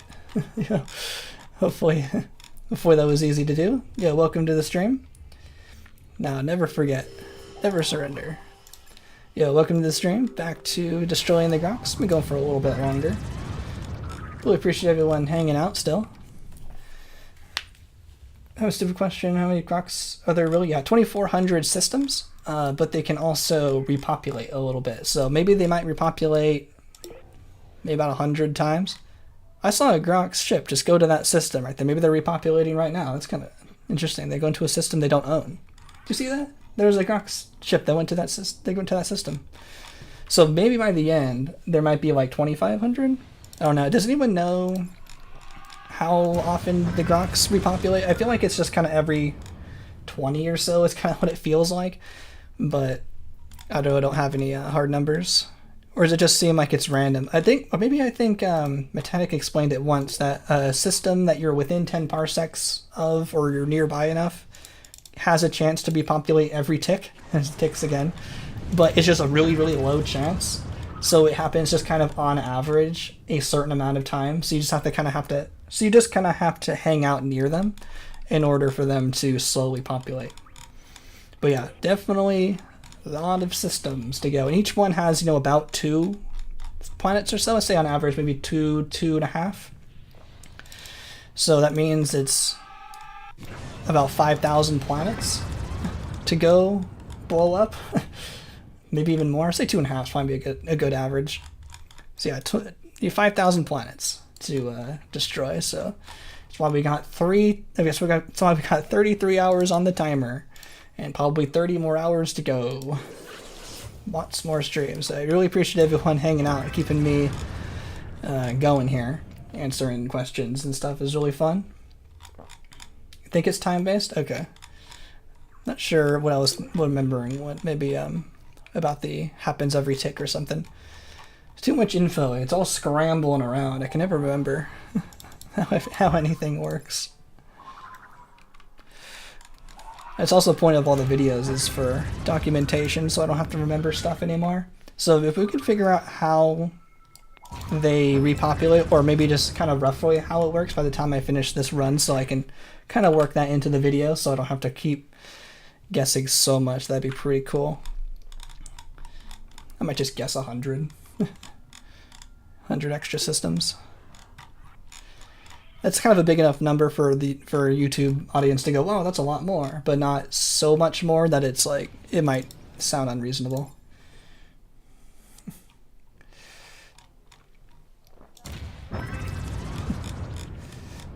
Grox dying. Oh yeah, lots of Grox. Lots of Grox getting destroyed. Still got more to go. They're definitely over halfway, I think, by now. I think we're almost all the way around that outer ring, the 1000 ring. And then we will do the split personality. Maybe even by next stream, by then. The next part of the run. I don't think I've saved in a while. Just nice to chill and watch while you do something else. Oh yeah, no worries. Yeah, it's super cool. Glad this is a place that's nice and calm and relaxing. Totally good for background noise. That's why I do a lot for streamers I watch as well. This I think you just arrived, so I haven't given the whole spiel yet so far. I think I said it last time, but I'll remind everyone that there would be remodeling in my bathroom for the next like 3 months. So I'm making like a makeshift streaming room in like my laundry room that I'm gonna try to stream from for maybe more Twitch streams. So if you wanted to do like the rest of our Portal campaign or more Portals, it might be super lax. I'll probably still stream it, but to make it more lax, I might not use Facecam because I put more presenting on, just super relaxing, in order to stream more without having to worry about too much. But I'll see how it goes. But maybe some Halo speedruns, some Portal stuff. Maybe check out the Minecraft server if people are still playing on it. But I want to try to get myself to stream more because they're going to be really busy in my house and I'm going to want to escape. And it's going to be loud, so I want to be somewhere else. I want to go in my laundry room where I'm going to set up some streaming area. And I want to do some Halo speedruns. I've had the urge for Halo speedruns lately. I did a lot of Spore speedruns in Space Stage. Before I went on the trip, like all the space stage, like the finding Earth. When I found Earth in 49 seconds, and I did a bunch of other like Ally the Grox speedruns and stuff. So taking a bit of a break from Spore speedruns because I did so much of them. Oop, there's one more. And I want to do not like world record speedruns of Halo or anything, but like I want to beat all my old like 2015 runs, and I still have some other goals I never had the chance to do, like beating all the Halo games on Legendary in under 3 hours. So I feel like if y'all want to hang out and just like hang out with the Twitch stream, that'd be pretty cool. Be more focused though. So YouTube, I want to make sure I keep the ability to interact with chat as well. You know, YouTube will still be the weekly streams, but I might do some extra streams on Twitch from my laundry room over the next couple months. So yeah, let me know if you want to do more Portal. If anyone has more Portal maps they want me to play, I'll see how that goes. I got my old computer in my closet that I'll set up so I don't have to move my current computer. My current computer is really heavy. It's like 40 pounds.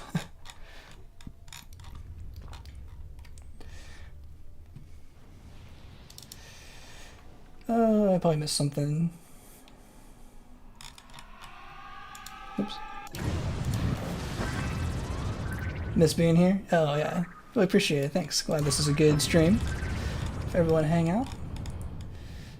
Lowering the frame rate should calculate less per second, so that's why I was able to cut through the gate. Not sure. The game's just a mess. I thought the answer was so simple. It was just like, oh, there's less frames or less ticks, so less often chance to get through the gate, but maybe it's more of like a physics thing. And it's actually a lot more complicated, and this game's such a mess, it's actually not as simple as I thought. But the practical effect, at least, is that lowering the frame rate let me get through a gate easier. the red gates in Galactic Adventures. You can jump through it.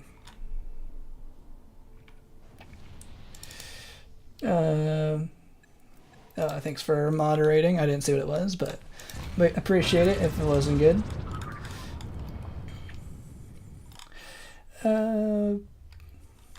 Thinking even if ticks were the wrong term here. Yeah, it might be effectively the same. Yeah, that might be. Yeah, I'll probably do Halo runs on Twitch tonight. Yeah, I'm worried about my algorithm. And also I can be more focus mode and not worry too much about chat. I really like these streams where I can interact with chat as much as I can. But yeah, that totally makes sense. Speaking of Twitch, Mr. Mouthboy is live on Twitch. Oh, watch that later. Yeah, FPS is frames per second. Or first-person shooter. Lots of overlapping terms. But yeah, we're talking about tick rate and frame rate. How they're sometimes the same, sometimes not the same. Sometimes they overlap. The frame rate, of course, is how many frames you get in the game. Like, you have to play 60 frames, it's super smooth. But the tick rate, how I kind of understand it, is kind of like the game's internal clock. How fast the game updates and checks how often it needs to update the physics or something, which is also kind of cool because I'm not remember exactly what it is, but there's something like the Planck time, which I always call the tick rate of the universe, because it's 10 to the negative 34 seconds, 0.00034 times 1 is I think of it as the tick rate of the universe. Which I'm not sure if it's really true, but it's kind of funny to think about the universe as a simulation if you think of it like that. But I remember once in physics class we had one of the projects we did was in Excel. We had to model the orbit around the sun, and we would make our tick rate every day, but it didn't close the loop. It missed by a lot, so we made the Excel page update more often, every 6 hours, so it gave four more times the information, more steps, and that closed the loop all the way around. So it shows that because of how we did our vector calculations, it needed to be more accurate. If you have this much and it's here to here, it actually needed to be faster to go boop boop boop like this instead of this. So that kind of made me think is there an actual tick rate of the universe that it checks in? Because it kind of feels like an infinite amount of checks per second, but I'm not sure if something infinite is actually possible. So I kind of use that Planck time as the one I think about. It's kind of funny.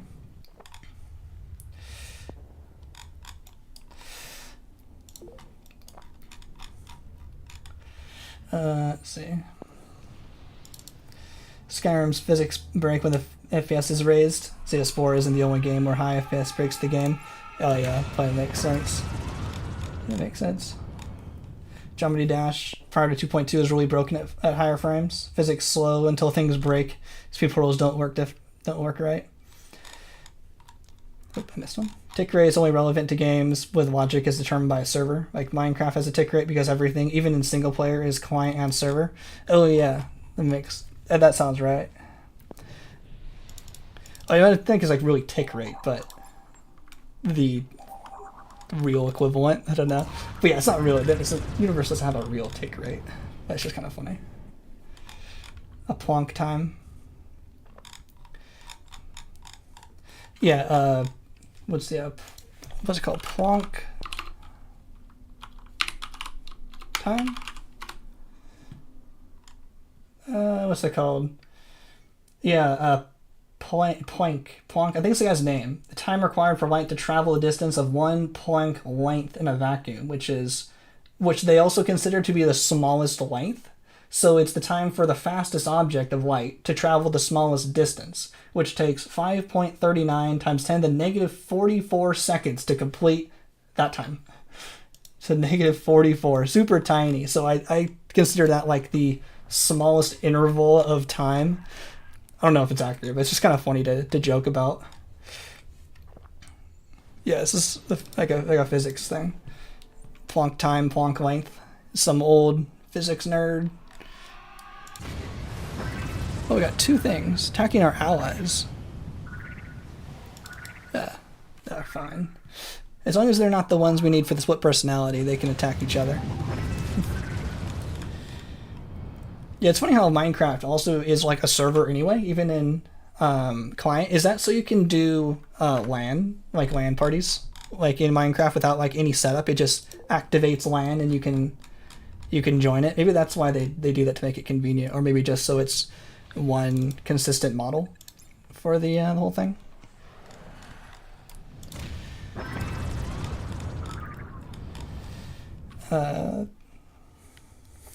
Pods be jealous. We have infinite frames. Yeah, that's pretty true. It's funny how I'm pretty sure I heard that like birds have like a higher, they can see more frames. Like if they were watching a game in 30 frames, they'd be watching a slideshow to them.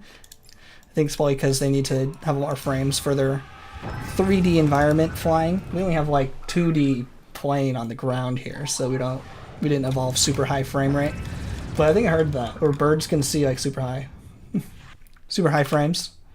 Like we see a slideshow once it reaches 12 frames per second. I'm pretty sure I for sure heard that. That's like the most we can really discern each frame is like 12. That's why movies are in 24. They look smooth, and then 30 for games are pretty good, and then 60 is like really good. Yeah, well, definitely for smooth. But I mean, like, you can see, like, frame. Like, there's a frame. But definitely for smoothness, yeah, definitely need 60. But it's just pretty smooth for 30, but could be smoother if we had played in 60. But this smoothness, it needs a higher frame rate for, like, the equivalent smoothness for birds. I think it's something like that. People can't see above 60. There's still a visible difference above that. Yeah, it seems like interacting with something. Like I've seen like I only have 60 hertz monitors because I play a 30 frames game, but looking at like 120 hertz monitor, it's definitely like noticeable. Like I'm like, wow, that's smooth. And like interacting with a game, you can definitely feel higher than 60, even if you can't necessarily see it. You feel it. You feel the difference.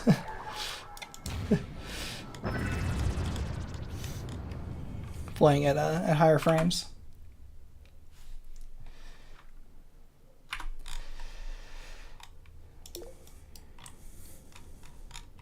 How do you determine what frames per second someone sees at? I don't really think we have frames like that because of just our eyes are kind of weird with like contrast and colors and stuff. But I'm mainly just like looking at a screen, something we know is 60. Looking at something we know is 60 versus 30 versus 120, we can tell the difference. But I wouldn't say I see it 80 frames per second. I wouldn't say it that way.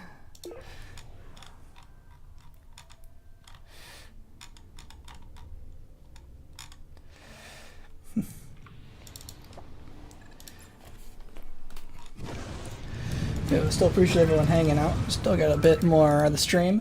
Definitely need to warm back up to streaming more. It's only been 3-ish hours and the voice is going. Streamer brain taking over. But I want to hit 3 hours on the in-game timer. We had about 3 hours in the stream though, but I talked a little bit about the Netherlands when we started. And I showed a funny Mr. Incredibles meme. If anyone knows Formula 1, I showed a funny Mr. Incredibles meme. If anyone knows a good place to post that on like Formula 1 memes, you post that there to my stream to show them. I thought it was pretty funny. Like the Mr. Incredible finds out about something, but he finds out about Max Verstappen beating up all the other drivers. Terminate. But it's Max Verstappen.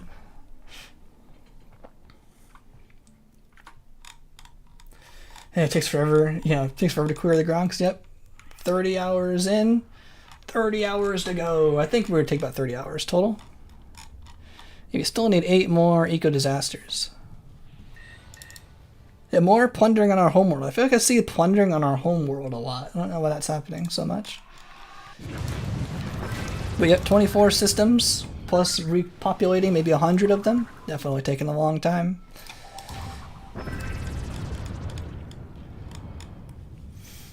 Yeah, how fast your brain can process the image. Yeah, I also think like, isn't our brain on like is it a 10th?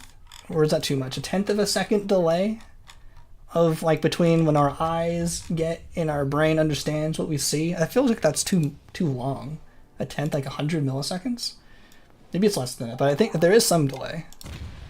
So that's why we have like a little bit of predictiveness. Like if you're trying to catch a baseball, it's more like you're predicting where it is. Something like that.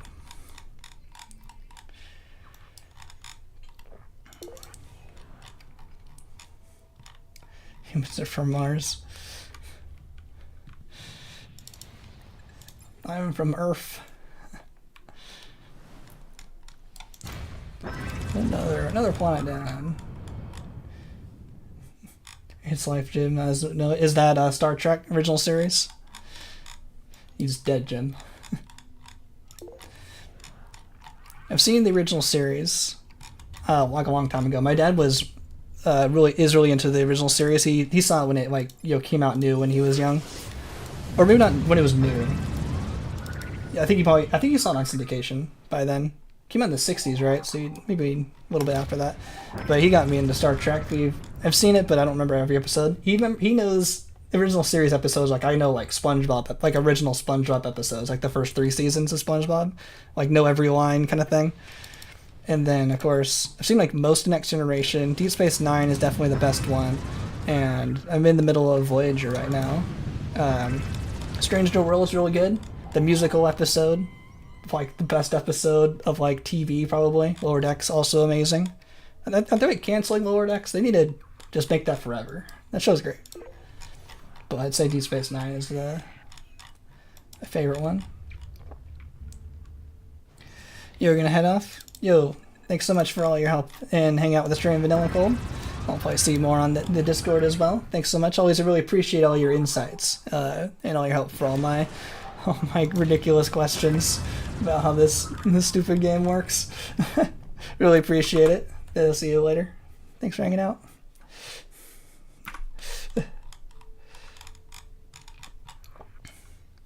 Another one.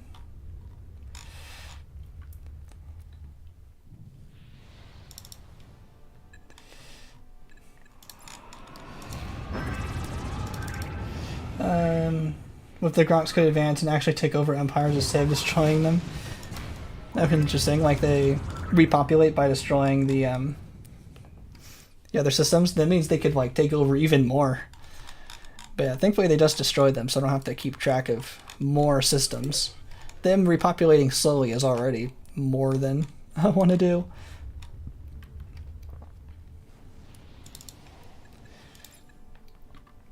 Yep, we're destroying all of the Grox. Probably 2/3 by now. I'll have a new picture, maybe tomorrow, of our Grox destruction progress. I think we were about halfway as we started the stream, though. I think we're actually making some really good progress today. And now that the game's not crashing and we're not like being distracted by a lot of other missions, we're really burning through them. It's kind of interesting now that we're completely invincible, just destroying the Grox. It's kind of cool to see how fast this could like theoretically be done, which was like kind of one of the point of this stream and this project was just to see how long it took, because I know a lot of people have done this before. I think Metatic says they've done it. Maybe Utrax, maybe you've destroyed the Grox. So it's definitely been done before, but I've never done it because I didn't think I had this kind of patience. And definitely, if I was just doing it offline, it would be much more difficult. So I wanted to see and streaming every minute of it, so y'all can see how long it takes, so we can finally get closer to a definitive answer. How long does this take? Because we'll have to work in a little bit of, if the game didn't crash, and if you don't maybe like the splitter pausing, like every time I go on a planet, you see the timer will pause, because that's how the speedrun is typically timed. with every time you go in a load, like loading a planet, it doesn't count for time, because normally for something like Space Stage, where there's only like 5 planets you have to deal with, pausing the timer makes more sense, because the speedrun's only like 5 minutes, so like 5 to 10 seconds worth of time is actually like a really big deal, so we don't count the loads to make it more even, because the loads can be pretty different between going in and out of planets compared to different people's computers and anything, so to be fair, we take out that time to make it more fair, so it's all purely gameplay. But for a run this long, it kind of feels a little different. Like, we don't really need to subtract that to see what a more true RTA time is. But each one takes about a second, so I might just put in like 5,000 seconds into the time, into our theoretical time. But we also need to take out like 3 hours for like, or also in and out, so maybe like 10,000 seconds. How long is 10,000 seconds? We need to take out like 5 hours from all the crashing. And if we weren't going for all of the badges, ooh, eco disaster. If we weren't going for all the badges and just going for the Grox destruction like the entire time, we definitely could have done this a lot faster. But I threw in the wanting to get the badges as well.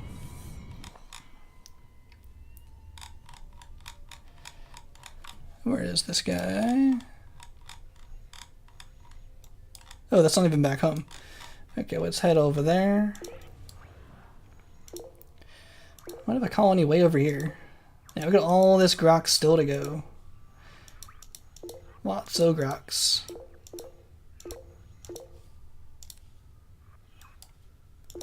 We still need to do these eco disasters. We still have 8 more to go for the badge. Oh, I think I was doing trade routes over here. I think that's why I have colonies here.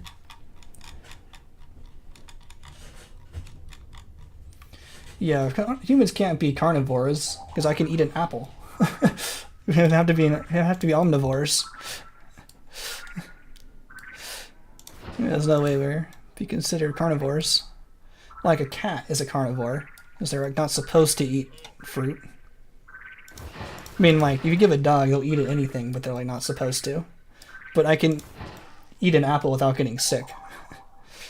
Like, you're not supposed to feed cats fruit, because they're like obligate carnivores. Like, they're obligated to eat meat. But we have like synthetic food, like you get cat food and it looks like cardboard and mush, but it's based on meat and stuff. But definitely a human. No way a human's carnivore.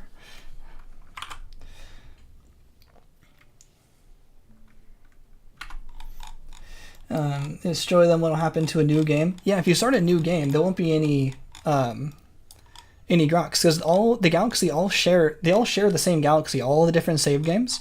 So it's actually kind of something I talked about a little bit in my previous video where we beat the game in 30 minutes using other saved games to help interact with later games. And I said you can destroy the Grox in the way of our speedrun if we didn't want to actually have to deal with them, and to make it a little easier to fly towards the center of the galaxy. But, oh, there's no one here. Where's all the Grox? Oh, they're all cleared up. So yeah, if you destroy them all and you go into a new game, there won't be any. Because it's like the same one. It's like the same galaxy being shared. It's like a little bit more here, outside. I'm trying to stay outside of 1,000. Where was that clump I was working on earlier? I still had plenty to go. Is that here? I missed it.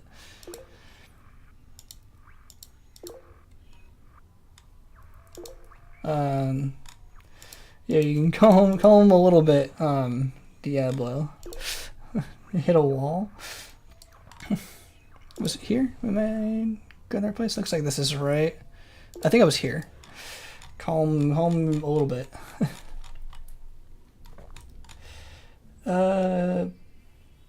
Probably missed some messages. Did it on accident? Oh, I missed it. I used to play on the same game for years and eventually just killed off all the Grox. I remember playing a long time ago. I lost all the save files, but I was playing with like cheats and stuff, and I was trying to trade route them all. I was like super young when I was playing, so it didn't quite matter. And I was playing on a few different worlds within the same galaxy, and that's how I found I could like ally myself, which was kind of funny. I think the Uber turrets got really confused. There was some kind of issue with those sharing between different games.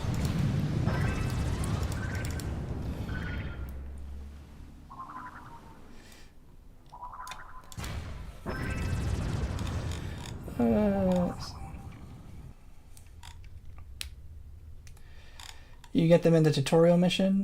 What tutorial mission? I'm losing my mind. Thanks everyone for hanging out. I'm glad you're all able to talk together. Really appreciate it. Making it nice and easy to stream for me. Tutorial mission doesn't change, though the Grox attack your allies pre-Grox kind of no matter what. Oh, that's interesting. That's kind of cool. So the tutorial where the Grox like show up and say, "Who are these? Are these the Grox?" They can still show up even if the Grox are extinct. Probably because the game never considered the Grox would be destroyed and then you play a different game. It's probably like a separate event. It's not like the Grox are actually invading you. It's like a separate mission. That makes a lot of sense. But then you'll just never find them. So I guess that mission just can't be completed. They say like you should find the Grox or something. I think that's one of our home planet tutorials. I forgot, is that one of the ones you can still duplicate? I have a list of the ones you can't actually duplicate. I don't think you can duplicate that mission. If by duplicate I mean like you can get 2 of like the same mission. Like if you at the very beginning it says, you know, find an alien empire. You can get like 3 of those and you can complete all of them at once and get 3 missions towards the Missionista badge, which is pretty funny. And you can complete the Missionista badge really fast. You can do it with a whole bunch of them too. It's just if you save and quit at like kind of the right timing, in the right steps, you can double up your missions. Watch 2 ads basically give you money. Oh, thanks, appreciate it. Thanks for watching the ads. Oh yeah, I have the ads on just like balanced auto play. I don't. It's funny. Sometimes I actually see YouTube will say ads incoming. Oh, actually, maybe they are. Oh, that's why I never see them. They're at the bottom of the screen. The way I always thought sometimes I never see them. I never see that ads are incoming message. That's why I have like the windows all rearranged in a kind of a weird way. I have like chat. I have a little bit of OBS poking out so I can see myself. I find it easier to talk to chat if I'm actually looking at me. This is me looking at me. And I find it easier. I'm like fine looking at myself, I guess. If I couldn't see myself and I knew I was on camera, it would, I don't know, it'd be weirder to me. Like in Zoom calls and stuff, like Zoom classes, I'd be one of the few people to have the camera on, but I'd make sure I could still see myself, which I felt like was important. And then I have like the YouTube screen with all like the statistics and stuff, where I see there's like 20 people watching. Really appreciate it, glad everyone's watching and enjoying the stream. And then the ad message is at the very bottom of that screen, but it's cut off the bottom of the monitor. I have it pushed down like halfway so I can kind of rearrange everything. That's why I never see that ad message anymore, because I started rearranging my windows in a particular way so I don't see it anymore. So cool, the ads are still working. Still need to make some money. I still wish the YouTube subs would get rid of ads, but I still don't think it does. Wish it did. So that's why I try to give the early access as an incentive for the YouTube subscribes, the YouTube members. Ooh, instant clear. Is that, no, that took care of it. All right, that's funny. Maybe that was a repopulate. Oh, here's another one. They're repopulating a lot over here. Oh, another tier 2. Yeah, they seem to want to. They like to repopulate these tier 2s. I guess I actually do kind of see that from other empires as well. They like when they expand, they're always on tier 2s.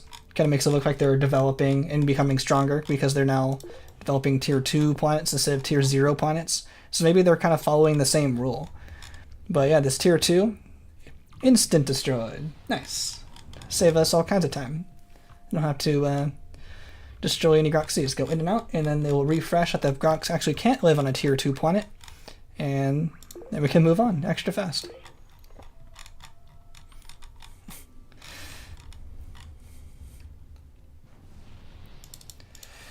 Let's see. Actually, we block that. There we go. I could see a little bit of OBS like poking through. Who was distracting me? Once they become tier 1, their health remains constant till their last system. I've killed them before. Oh, does the Grox actually reduce their tiers because they're so much higher? Like their Grox health on their spaceships are like higher than like the 1800 that like normally they have, that like other systems have. So do they reduce in tiers? Because I know like once you get tier 3, you upgrade your like Empire 3, you upgrade all your equipment, and then the other empires, I think they upgrade more stepwise when they get to 2, 3 and up. But I assume the Grox were just on tier 5 always, and they just couldn't be reduced. But I'll keep an eye out for that. I wonder if the another plunder on our home world. Telling you, I'm seeing this a lot more than others. You want to plunder our home world, but I'll keep a lookout for the Grox being reduced. Like, do they have tier 5? Yeah, they have tier 5. You see up in the corner right here? There's a 5 and a star. But 2400 is much higher than the 1800 that other empires can have to make the Grox even stronger. But I wonder if they can get reduced once they get small enough, like when they get like under like 30 empires or something, like 30 systems. They do reduce their tiers, but it's not until tier 1 that they follow the basic rules. And that's cool. So they ignore all the way from 4 to 2, or from 5 to 2 is all the same at 2400, but then they'll be 300 health, I think is the lowest, like me, 300. That'd be pretty funny. That'd be a funny thing to make fun of them. Like, oh, look at you, same health as me. Tier 1 health at 300. That's pretty funny. I'll keep an eye out for that. Definitely remind me if I forget, but it should probably be pretty obvious.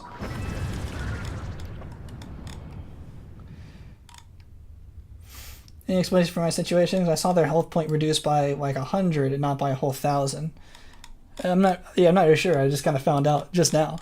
But if they keep their 2400 health all the way, well, also like the small ships can have different health. Like when they attack, like the big ships, these are all 2400, like the squad ships.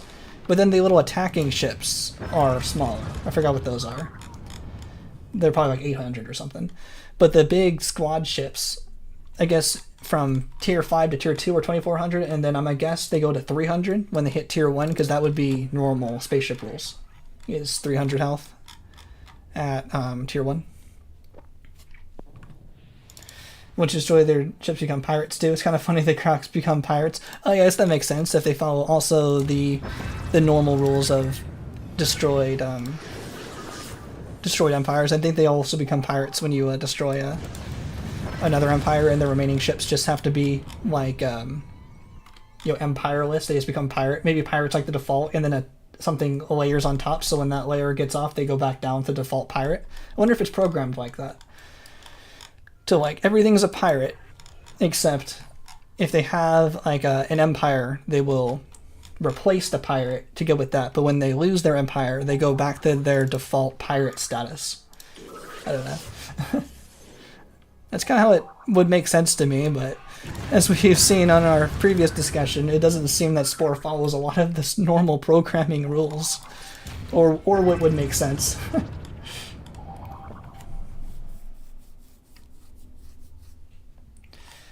Being invaded, what, like by locusts or something? I think I heard like a locust swarm was happening.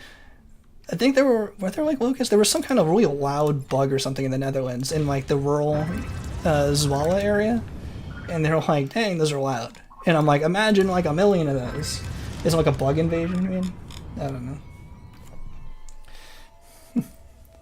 Oh, okay. Thanks for the mods. Yeah, I'm not sure. Hopefully they don't mean invaded like human wise, because that'd be dumb. Yeah, thanks for the boot, if that's what they were getting at. Okay, yeah, thanks. Much appreciated. Yeah, I'm actually really impressed. I don't think we've had to really like moderate very much. I really appreciate all of you all y'all wanted me mods and stuff, and keeping the chat civil. Really appreciate it, because I know I can't read every message, so really appreciate you all there. But I'm actually really impressed. Like these YouTube comments and the chat, it's all been like really squeaky clean. Even with the news with Biden, really didn't get out of hand or anything. I really appreciate everyone watching. Really keeping it nice and squeaky clean. Just kind of the way I like doing the streams. No controversies or anything, just having fun playing Spore, because it's supposed to be some fun. Shame the reputation is capped as -100. We can't see the total negativity after all this sieging. Or like a -1,000 maybe, you mean? Because... But I don't think they even got to a -1,000. -688. But also we have a lot of plus because we allied them, so we have 81. So I guess we could have been like 700 and something. 700 in math. 760 or so negative relationship if we didn't do any plus for that. So at least 1,000 might be out of reach. Has anyone actually gone below 1,000? Is that possible? Is there enough negative relationship to actually go below 1,000? It'd be pretty funny. So I think we did a whole bunch of stuff. Like we did extra scaring citizens. Yeah, scaring citizens, destroying cities, stole our resources, destroying planets, capturing our systems. It's a lot of negative. Oh, maybe harming our planet.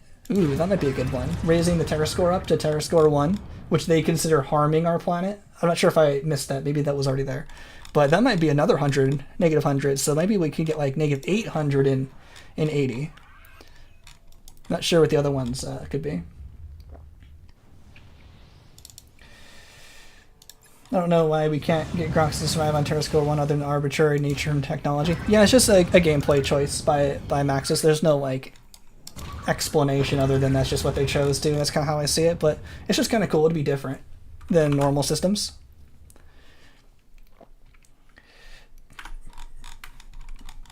Yo, not new to the store, but new to your channel. Yo, welcome, Shoam, hopefully I pronounced that properly. Welcome to the stream. Really appreciate it. Thanks for stopping by. Yeah, we're destroying the Grox Empire. The whole thing. 2,400 systems. And we've gone 33 hours in. Still 30 hours to go. Yeah, my channel is really focused on like speed runs and challenge runs, and because of speedrunning, I like glitches. And one of the main glitches we're using is the invincible spaceship. It's actually possible to get your spaceship completely indestructible using completely in-game means. And no outside cheats or anything like that. And it makes it really easy just to like kind of calmly destroy the Grox while hanging out with chat. It's pretty sweet. Yeah, I really appreciate you stopping by. And you'll probably notice like none of the ships can really attack us. It's also kind of a property of becoming this invincible ship. But I'll show you like, like I'm in this cloud. And I'm not taking any damage. We're completely invincible. And it's not so we don't even have like the shield ability. It's not a shield ability glitch. It's something a little different. If you're new to my channel, there's a few videos that explain how this glitch works. I think I call it like how to become invincible or something. Becoming invincible in Spore. And I have a lot of cool glitch showcases like that if you're interested in that kind of stuff. But either way, really appreciate you hanging out.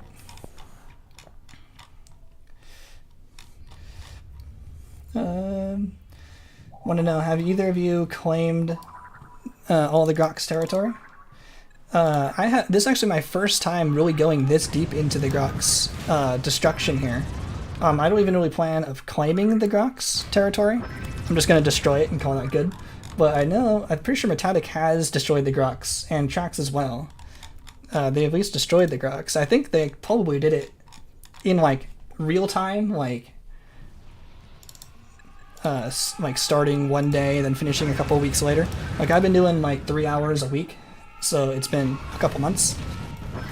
But I've been tracking just the in-game time, like the actual time spent in the game. But I'm sure they probably did it faster. Oh yeah, Trax said they didn't even mean to do it. They did so many different games all at the same time in the same galaxy. I think that's what you mean. Like you through a few different games, you slowly whittle down the Grox from all angles, which is pretty cool, from all angles. because you know your galaxy is shared between all your saved games. Like all your space games are all in the same galaxy. They can actually interact with each other and see all the consequences of different save games. So if I destroyed all the Grox, load up a brand new space game in this galaxy, there won't be any more Grox. They'll all be gone because we destroyed them, which is pretty cool. And we can actually use that for some pretty cool speedrun glitches and tricks and stuff. Being able to... how close am I to here? Ooh, we're getting pretty close. I don't want to go too close to the center. To make our speedrun even faster, because we can use stuff like the planet sculpting tools in one space game on a different, soon-to-be used game. And then we can use that to manipulate how the terrain works, and we can create some cool glitches like that. So if you're interested in that, you can check out those types of videos on the channel. Did it in a week and a half? Dang, I probably won't ever be able to beat that. That's really impressive. Week and a half. That's really good. Yeah, I'm probably more interested in the actual like in-game time, but that's still really impressive to do in a week and a half, because it's already taken me 30 hours. But I want to see how long it takes, like just how long in the game itself. Yeah, I would go insane doing it that much for that long. Really cool. Oop, there it is. Imagine the flex, you kill them only to become them. You probably would become them compared to everyone else in the galaxy. I want to make sure we stay outside of 1,000. So the 1,000 distance on the parsec here, they start getting stronger in the center here. They take longer to destroy. It takes more than just 1 megabomb. So I'm going to stay outside the 1,000 for now and carve out a ring around them and then go into them later. Once we do a couple other goals for this run.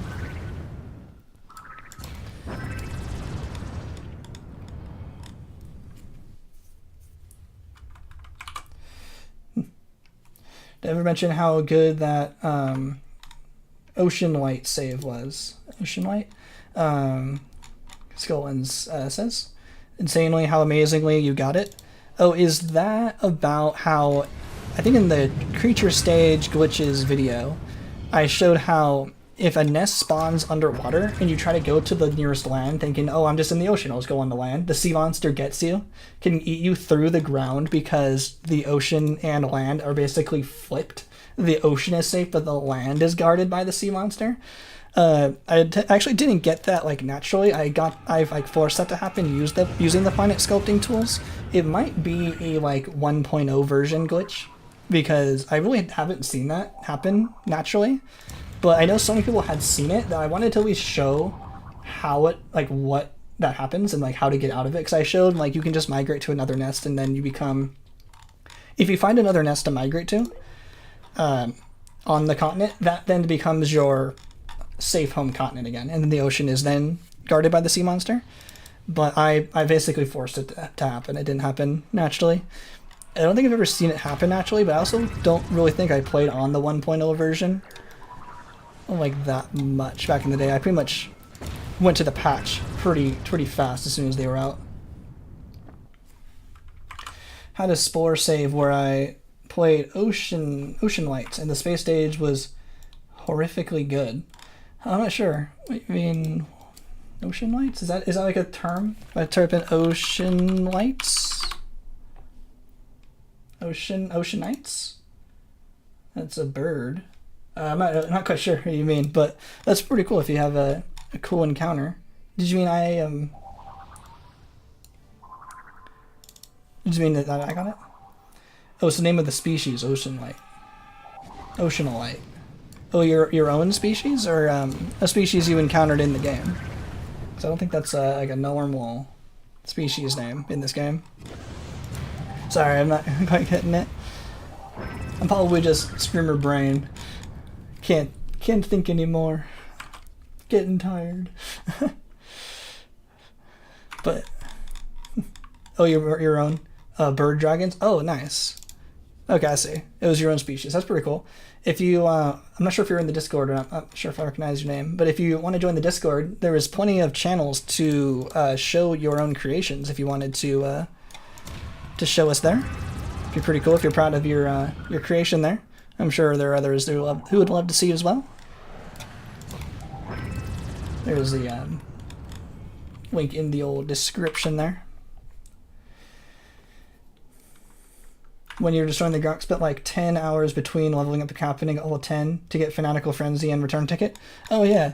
Oh, I actually wanted to ask how that worked, because I don't really like the adventures a lot, so I wasn't sure exactly how it worked. But so you can start with one archetype ability, like, you know, I have Return Ticket, and then you can, because you get 10 total, so it means you can get 2, at most 2, all the way to the end. So you get additional archetype abilities, so it means you can get up to 3 archetype abilities, like total for your spaceship. I think that's how that works. That's pretty cool for Galactic Adventures. Let you get multiple archetype abilities, even without having to do the split personality mission. You're Spode at this game. Yeah, completely invincible. They can't destroy me. I'm Spode. I am the god of Spore. Yep, 3 total without mods. Cool. Good to know. That's pretty sweet. I linked myself. Fork out would explode. Oh, did I say that wrong? I mean, if you join the Discord, you can post links of your creation. There's a few channels that would work for posting your own creations if you're proud of them and you wanted to show them. There's a lot of cool artwork that goes on in the Discord. It's really cool. I wasn't expecting it to be like an art-focused channel, but it's really cool to see how it goes, how the direction it's been taken, and I totally welcome it in any way it wants to go. So that's pretty cool. Because basically I've only used like the Spore speedrunning Discord. Oop, Terra score 1. There we go. And it was very, very hyper-focused Spore speedrunning. So, and that was kind of my only real use for Discord. So, making my Discord being about Spore, I was like, oh, it's going to be like Spore only, right? And it became a lot more than that. So it's really cool to see the community we've gathered there, and the artwork that they've wanted to share. It's really cool self-expression and everything. Really appreciate everyone making that place a great place to be. Because before that, Discord was never really my favorite place to hang out. It really kind of felt like Reddit sometimes, where everyone just is confidently wrong and wants their own opinions and is more argumentative. But this is a really nice place to be. Really appreciate it.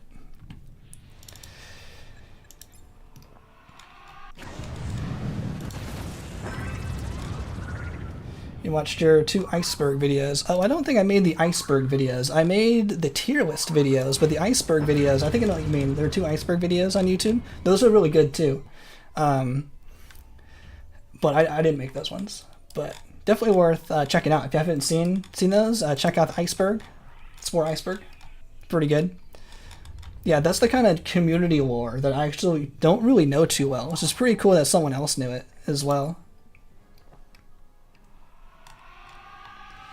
Can you explain the oceanite situation above? I must have missed it. Oh, around your homeworld there was 3 to 4 purple spice planets, 3 pinks, 3 greens, 3 yellows around your homeworld. All within within different systems. Okay. Then a short distance and 3 empires. Bought it for 50k, half of those. In your world next to your own system, next to the homeworld, had green, pink. Nice. That's pretty cool. Yeah, those spice colors are actually randomized per time you enter the system. Like if you save before you go into a new system, like you've never been to it before, and you save right before, you can see what the spice colors are. If you don't like it, you can go back out to the main menu and reload the save, and it will regenerate those planets and the colors. So you can actually grind for the perfect purple spice moons everywhere. But it's pretty cool it happened to you first try without trying to manipulate it. But yeah, purple spice planets on red stars and yellow stars have a 2% chance of spawning. Super rare because it's the most expensive one. But yellow star planets have a 15% chance of spawning. Like this one, Yeah, there's no purple. There's green. I think that's like also like a 15% chance of spawning on a yellow star. It's on the wiki somewhere, like the exact percentages. But it's pretty cool. That's how those random chance kind of things can influence like the role playing that we take in our Spore games. That's pretty cool how that leads us on to those cool adventures. Just different than everyone else because of the random chance. Yeah, it generates like when you click on the system like itself. Like I might be able to show that. Black spice. I haven't heard of black spice. I've heard white spice. You might be thinking of white spice. Like I don't think I might be able to show a good example here. So see this one, Lucilia is a system that I don't think I've been to. So if I save this system, hopefully I haven't been here yet. And I go to it and I look at it. It's creature stage and a tier 1 and a leaf tier 1. So if I quit out, load back in at the exact same save, that system shouldn't be generated yet. If I have already been to that system, then it won't work. But if I haven't been to this one yet, hopefully I haven't been. Yep, see, now it's different. So we got tier 0, tier 1, still on Lucia. So yeah, that's and we got green this time. So you can I call it re-rolling, like re-roll the dice. You can keep trying over and over and get what you want, which is kind of cool. How that works like that, and that can be kind of be used for speedruns and stuff. Yeah, probably thinking of white spice. It's I forgot the exact story how it works. Is it something I feel like sometimes I hear it's about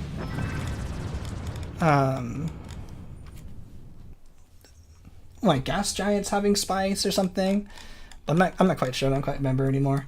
That'd be something I would make for a cool video if anyone encounters white spice and they have the save. That'd be super cool if you could send that to me and I could show it off for like a cool YouTube video.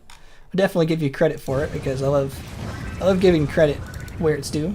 If you have something cool like that and I share it off from something that you made and you wanted to show me, definitely credit you for it. But I'd still like to show it to the wider audience to show, look, the white spice rumor, it's real, it's possible. But I've never actually think I've seen it outside of like wiki pictures, like pictures on the Spore wiki. Well, for some reason, every elemental dragon being Galings, Oceanites, and other things, every time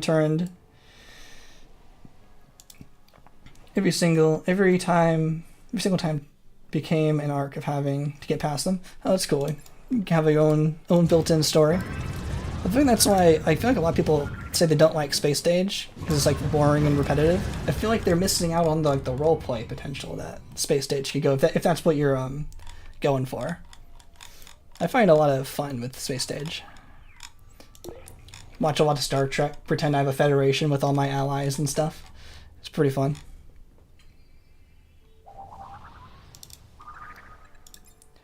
Would you mind if I shared the spice with you if you came by mods? As in a non-modded save. Oh, I see. You used a mod to generate it, but now that it's generated, it now works without mods, and then I'd be able to play it. Sure, that's still be worth maybe showing off, but I would definitely be clear that that was created that way, but that it's possible. I think maybe the YouTube audience might be confused to be like, if it's modded, you could just make anything you wanted, but maybe if you were able to explain that this was modded in a way that forced that rare situation to happen, not that this just created white spice, like you just made it white, like the color, and therefore we have white spice. I think that would be like more interesting if that was how it was done. Like if we knew the really rare situation that happened, and then a mod just made it happen, that would be cool. I'd like that. But if we just like painted it white, then I don't think that'll work. But yeah, it'd still be worth seeing. You'll make like a short or something. Oh, speaking of shorts, I have some like shorts ideas, but shorts like literally make no money unless you get like 1 trillion views. So like it never is even worth putting in the render time for those. But I have some videos I feel like I could make shorts. Maybe I'll just show them on stream. That might be worth doing more. But let me know if you want to see more shorts, I guess. I made 2 and I put a lot of effort into them, and they like didn't really do anything. So, like, views-wise or anything. So I just really haven't made any more, but I have some more ideas. And I have just like some clips that I could show also. The only reason I hate Space Stage is that you a single spaceship literally doing everything for your empire. Yeah, a bigger fleet would be nice, but it reminds me a lot of Creature Stage. You're one creature and a squad doing everything. So it feels like it's kind of on theme for this game, that it's just you kind of every time. I feel like Civ is almost the biggest like difference to that. Oh, this is too close to the center. So see how this city? It's too full of buildings. We can't actually destroy it in one megabomb. I'm actually going to go. I must have went the wrong way. So this one is going to take like 3. Like 1, 2, 3. So it's going to take a little bit longer on these. That's why I want to experiment with like Fanatical Frenzy and stuff. Right, which way? I meant to go this way. Where are we going here? Where are we here? 1,000? Oh, we're still within 1,000. Oop, we got Eco Disaster, which, oh cool, it's right there. Well, I think we may have almost gone all the way around. I think this was actually a really successful stream here. We're going really fast. I was almost expecting this to take 2 more sessions to get all the way around. But we were kind of wrapping up on the 3 hours as well. I might call it soon, not quite yet. But this was really good, and I want to play off stream when I'm not focusing too much. I'll take a better assessment of how far we've gone and see what I kind of need to clean up maybe next stream. And then we move on to missions specific. Next stream we'll probably be focusing on missions towards the other badges. So a lot less destruction of the Grox next time. We'll take up the Grox get a week off, but then once we finish all the missions, all the mission related badges, we will finish off the Grox. I think we're actually making really good progress here. Okay, I'm missing messages. Iliac Stellaris would be better. Also have to heavily roleplay those dragons. Had the precursor race. Creating 4 dragons, realized they're about to die to the Grox. That's pretty cool. Yeah, like Halo has like the precursor race. That makes sense. Fun to do that. So here was Grox territory. I want to just kind of double check. Yeah, fleet controls instead of just your own ship. Oh, that's outside of 1,000. I guess I can do this particular one. I'm just kind of cleaning up around the edges of the 1,000 ring. But I want to stay outside of 1,000. But I think we're almost about there today. I've seen it when Empire goes in the gas giant transforms into a normal planet and the spice is white. Oh, okay, that's how I knew it had something to do with gas giants and other empires. Oh, maybe the other way around? I'm not sure. Yeah, let me know in the Discord how White Spice happens, and if you have a save for that I could show, it'd be pretty cool. That's at 1,000. So, the picture we had, this is what we started with today. We went this far around. And I think we basically did all of this today. I'm going to double check over here a little bit. I think I'm going to clean up this before we kind of finish off. So that was over here. So we basically did... Yeah, commanding fleets, that would be pretty cool. I like space stage controls. Yeah, you mean, yeah. Yeah, as well as, yeah, I get it.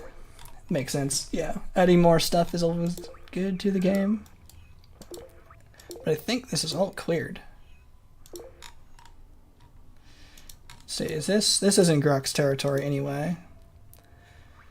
Yeah, like the space stage aesthetic and how it all kind of plays, and then with kind of some Stellaris mechanics, that would be pretty cool. Now, there's a bit of gap here. Let me get this picture up on my other screen just so I can kind of track it along with me. Where am I here? Okay, I'm at this kind of connecty bit. Technical term, connecty bit. Okay, I think I see some more over here. Okay, I think I know where this is. This might be outside of 1,000. Yeah, 1,000 here. I think I found the spot where I kind of missed.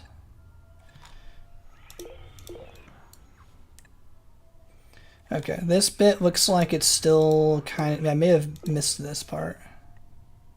Yeah, this part kind of still needs to be done. Okay, so it looks like I kind of went around and I kind of did this bit. I think there's still a bit of a bubble up here that I missed.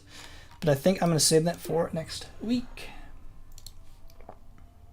1 second, we get all this back here. Oh, when I click off the screen, the sound goes away. Okay, let me hang out over here so I know this is the bubble I still need to do. Yeah, right about here. So right about here is kind of the back here. I think I want to do this, and then we might focus on badges next time. Yeah, you forget the word for a second, connecty bit. Yep, nice. All right, I'm going to save here. Finally, long save and quit. And pause.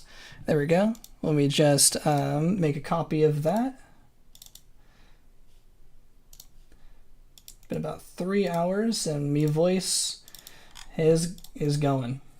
I'm gonna get a copy of this just right away. I'm making a copy of the galaxy so we have it saved. Destroy Grox day 12 3409 12. I'll round up to 12. Alright, let me catch up on chat a little bit before I say goodbye. Thanks everyone so much for hanging out. This was a really good stream. I really appreciate everyone still here. We took 2 weeks off, but yeah, the support's been great. Glad let's see, we got about probably less than was normally, but we're back to, we got around like steady, we held pretty steady for around 30 viewers most of the time. Been about 20 in the later areas, but I'm not too concerned about views most of the time. This is also just like for fun, but I wanted to do a little bit more with the community as well. And yeah, so look out for more Twitch streams. I'm gonna try. Hopefully, we're gonna start the remodeling this week. So hopefully, being the first week, I might be a little different than how it goes in the rest of the time. But I want to try to do some more extra streams, some Halo speedruns, some Portal, some Minecraft, some all of that extra stuff on the secondary Twitch channel, so it doesn't bug YouTube too much. Keep this more focused on Spore and cool challenges like that, so I can make sure to keep high interaction with chat as well. We should catch up on the old chat here.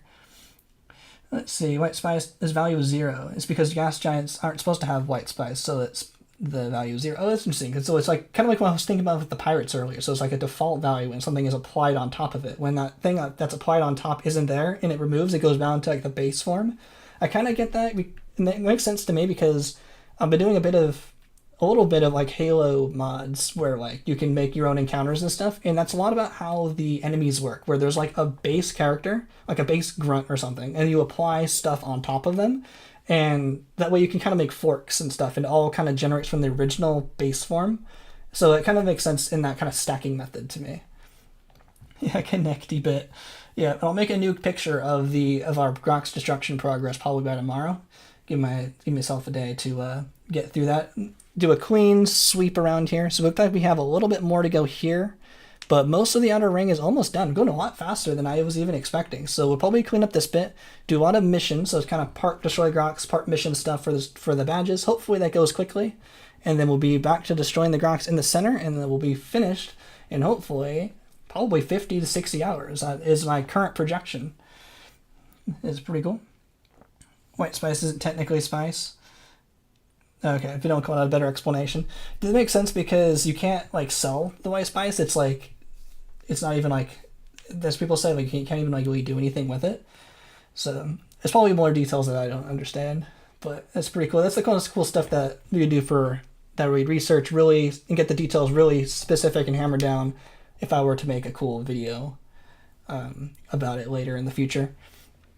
But let's see. I just sending fleets to handle pirates.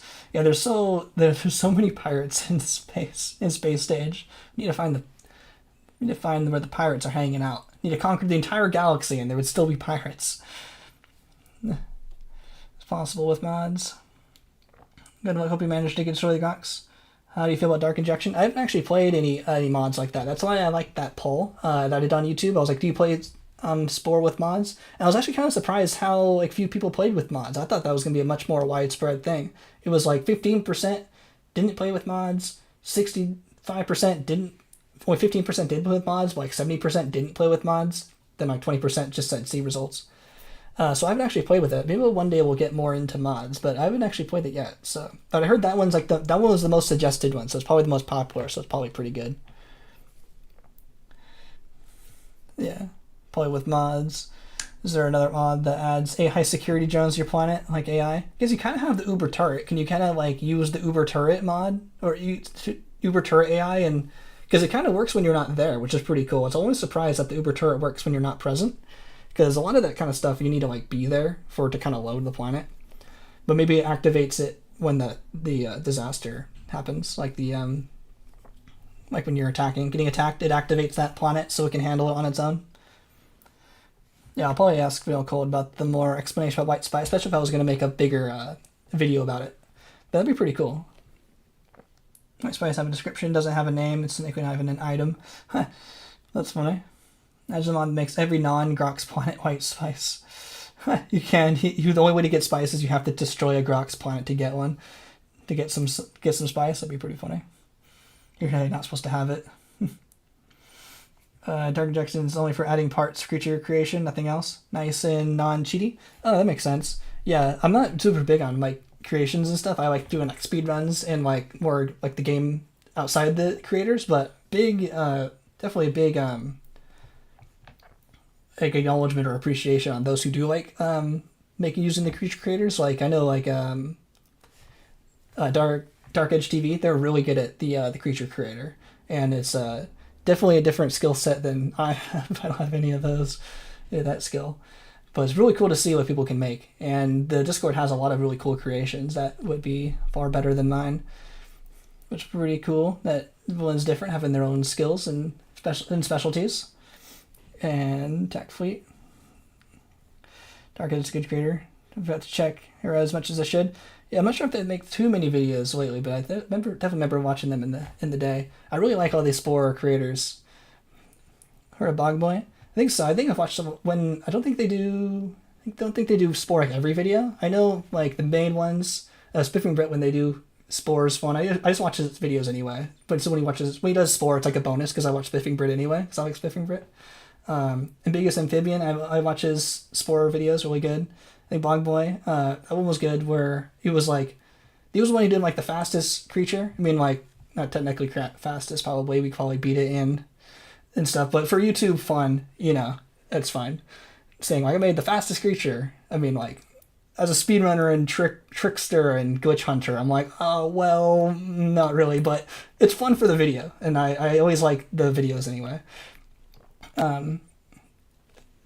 But yeah, I never talk bad about other people making Spore videos. Spore's so good, and you make so many different types of videos with it, and it's cool for everyone to make videos with. Big Bog Boy, I think that's the one I'm thinking of, and a few other ones as well. I basically watch all the Spore videos, and I like how my videos are so different than others as well, because I like do more focus on like tricks and stuff. So we all got our own corner of the YouTube sphere, and the more Spore videos made, the more YouTube likes Spore, and the more we all get views. So I never feel bad when like Spiffing Brit makes a Spore video. I'm actually like, yay, a Spiffing Brit Spore video, and that might get traffic to me. So that's kind of how I think of it. Yeah, they should make videos more actually. If they need ideas, let me know, because I think they use a couple of my ideas, like the No Evolution and Ally the Grox. I'm like, I got some more you can do. Do more. I don't care if they're copied. Do them also. More Spore. I like your vibe the most of everyone. Oh, thanks, Skullsons. Really appreciate it. When next stream? Spore, I definitely want next week. My goal is to get another video out, but of course the remodeling might be really loud. It might be hard for me to find some time to get some commentary time with some peace and quiet, but my goal is I'm gunning for a new video for early access next week, along with the stream, and hopefully I can get myself to get some really relaxing Twitch streams, some super casual Halo and Portal and stuff throughout the week. I still have to set up the room with some tables and stuff and haul my other computer out of the closet to set it all up. But this room will probably be too loud. I'm gonna be banging around unless I can just turn on the mic a couple times. I can use the setup anyway. Yeah, we just stopped. Just wrapping up the stream. We streamed for about 4 hours. The beginning was really cool. It was my recap on the Netherlands, and then we did about 3 hours of Destroy the Grox. So feel free to go back in time and watch the stream again. It's like a curse of my host stream as they're ending. Yeah, and it's funny because I keep streaming at different times too. Today I streamed at 10 a.m. my time. Sometimes I stream at 2 p.m. my time. I'm like all over the place. And it's funny if you always nail the end of the stream. That's funny. I was there for the recap. Oh yeah, it's right at the very beginning of the stream. I can show some pictures if you're still here before we head out of here. Here's me at Zandvoort and in the Netherlands. This was probably my favorite picture. This is the British Formula 4 cars. This was really cool. There's me at the zoo in Amsterdam. There's me at the Rijksmuseum. There's me in the Rijksmuseum with a cool cannon. And here's me at a canal. And here's me at another canal in Delft. I think this is the only the pictures I have from that from my trip there. So it's pretty cool. Went to Zwolle for a little bit, hung out with some friends we knew, and then went to Amsterdam for the most of it. Oh yeah, I saw that first one from the Discord. Oh yeah, a little sneak preview from the Discord, but those were the other pictures as well. And also at the very beginning, if you like Formula 1, I made a funny Mr. Incredible finds out about Max Verstappen meme. So if you like Formula 1, there's a video earlier you can watch that. Like, the terminate, but Max Verstappen keeps terminating everyone. I thought that was funny. I'm surprised that hadn't been done yet, so I just kind of whipped that up yesterday. I was really tired still from the trip, but I'm feeling better today. So I just kind of did some fun editing. Oh, next Twitch stream? Oh, I'm not sure exactly when, but hopefully sometime this week, and I'll ping you all on the Discord. Can't promise which particular day, but hopefully sometime this week. I haven't decided when yet. One thing you consider trying out mods. This is go do mods. I'm asking if you consider there any. Oh, the only mod I'm playing is the crash fix to keep it fairly vanilla, but it fixes the crash that we kept having in the earlier versions.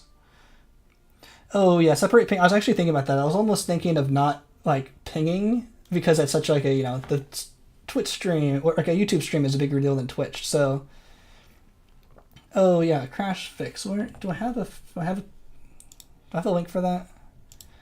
Do I have a link? Oh, I don't think I have. Oh, it's in my notes. I have a big old Word doc of notes. Let's see, where is that? I have a link for it somewhere. It should be in here. One sec. Vanilla Cold's crash fix. There it is. So many notes. Oh, yep, beat me to it. Thanks for the link. I was looking at a different page, so I was looking at chat for a second. Oh yeah, I think that would actually be a good idea. Should we do a separate ping for the Twitch, so I can say at ping Twitch, at livestream Twitch, or however you want to say it. That's a good idea for those who want the super, small casual streams that would just be for fun, but maybe not for all the streams. Yeah, that's a good idea. We can work on that in the Discord. That's a really good idea. So yeah, thank y'all. Yeah, not it. Sweet. Thanks so much. Glad, really appreciate it. All the work y'all been doing for that. So yeah, thank you all so much for watching. I'm King of Valence, and I'll see you next time. See you next time. Wishing you how to grab it from GitHub. I'll figure out. Yeah, it's pretty easy. You also need to run Galactic Adventures, and you also need the Spore API launcher for it as well. It has to be done that way. Send the line. Yeah. It was so much watching. See you next time.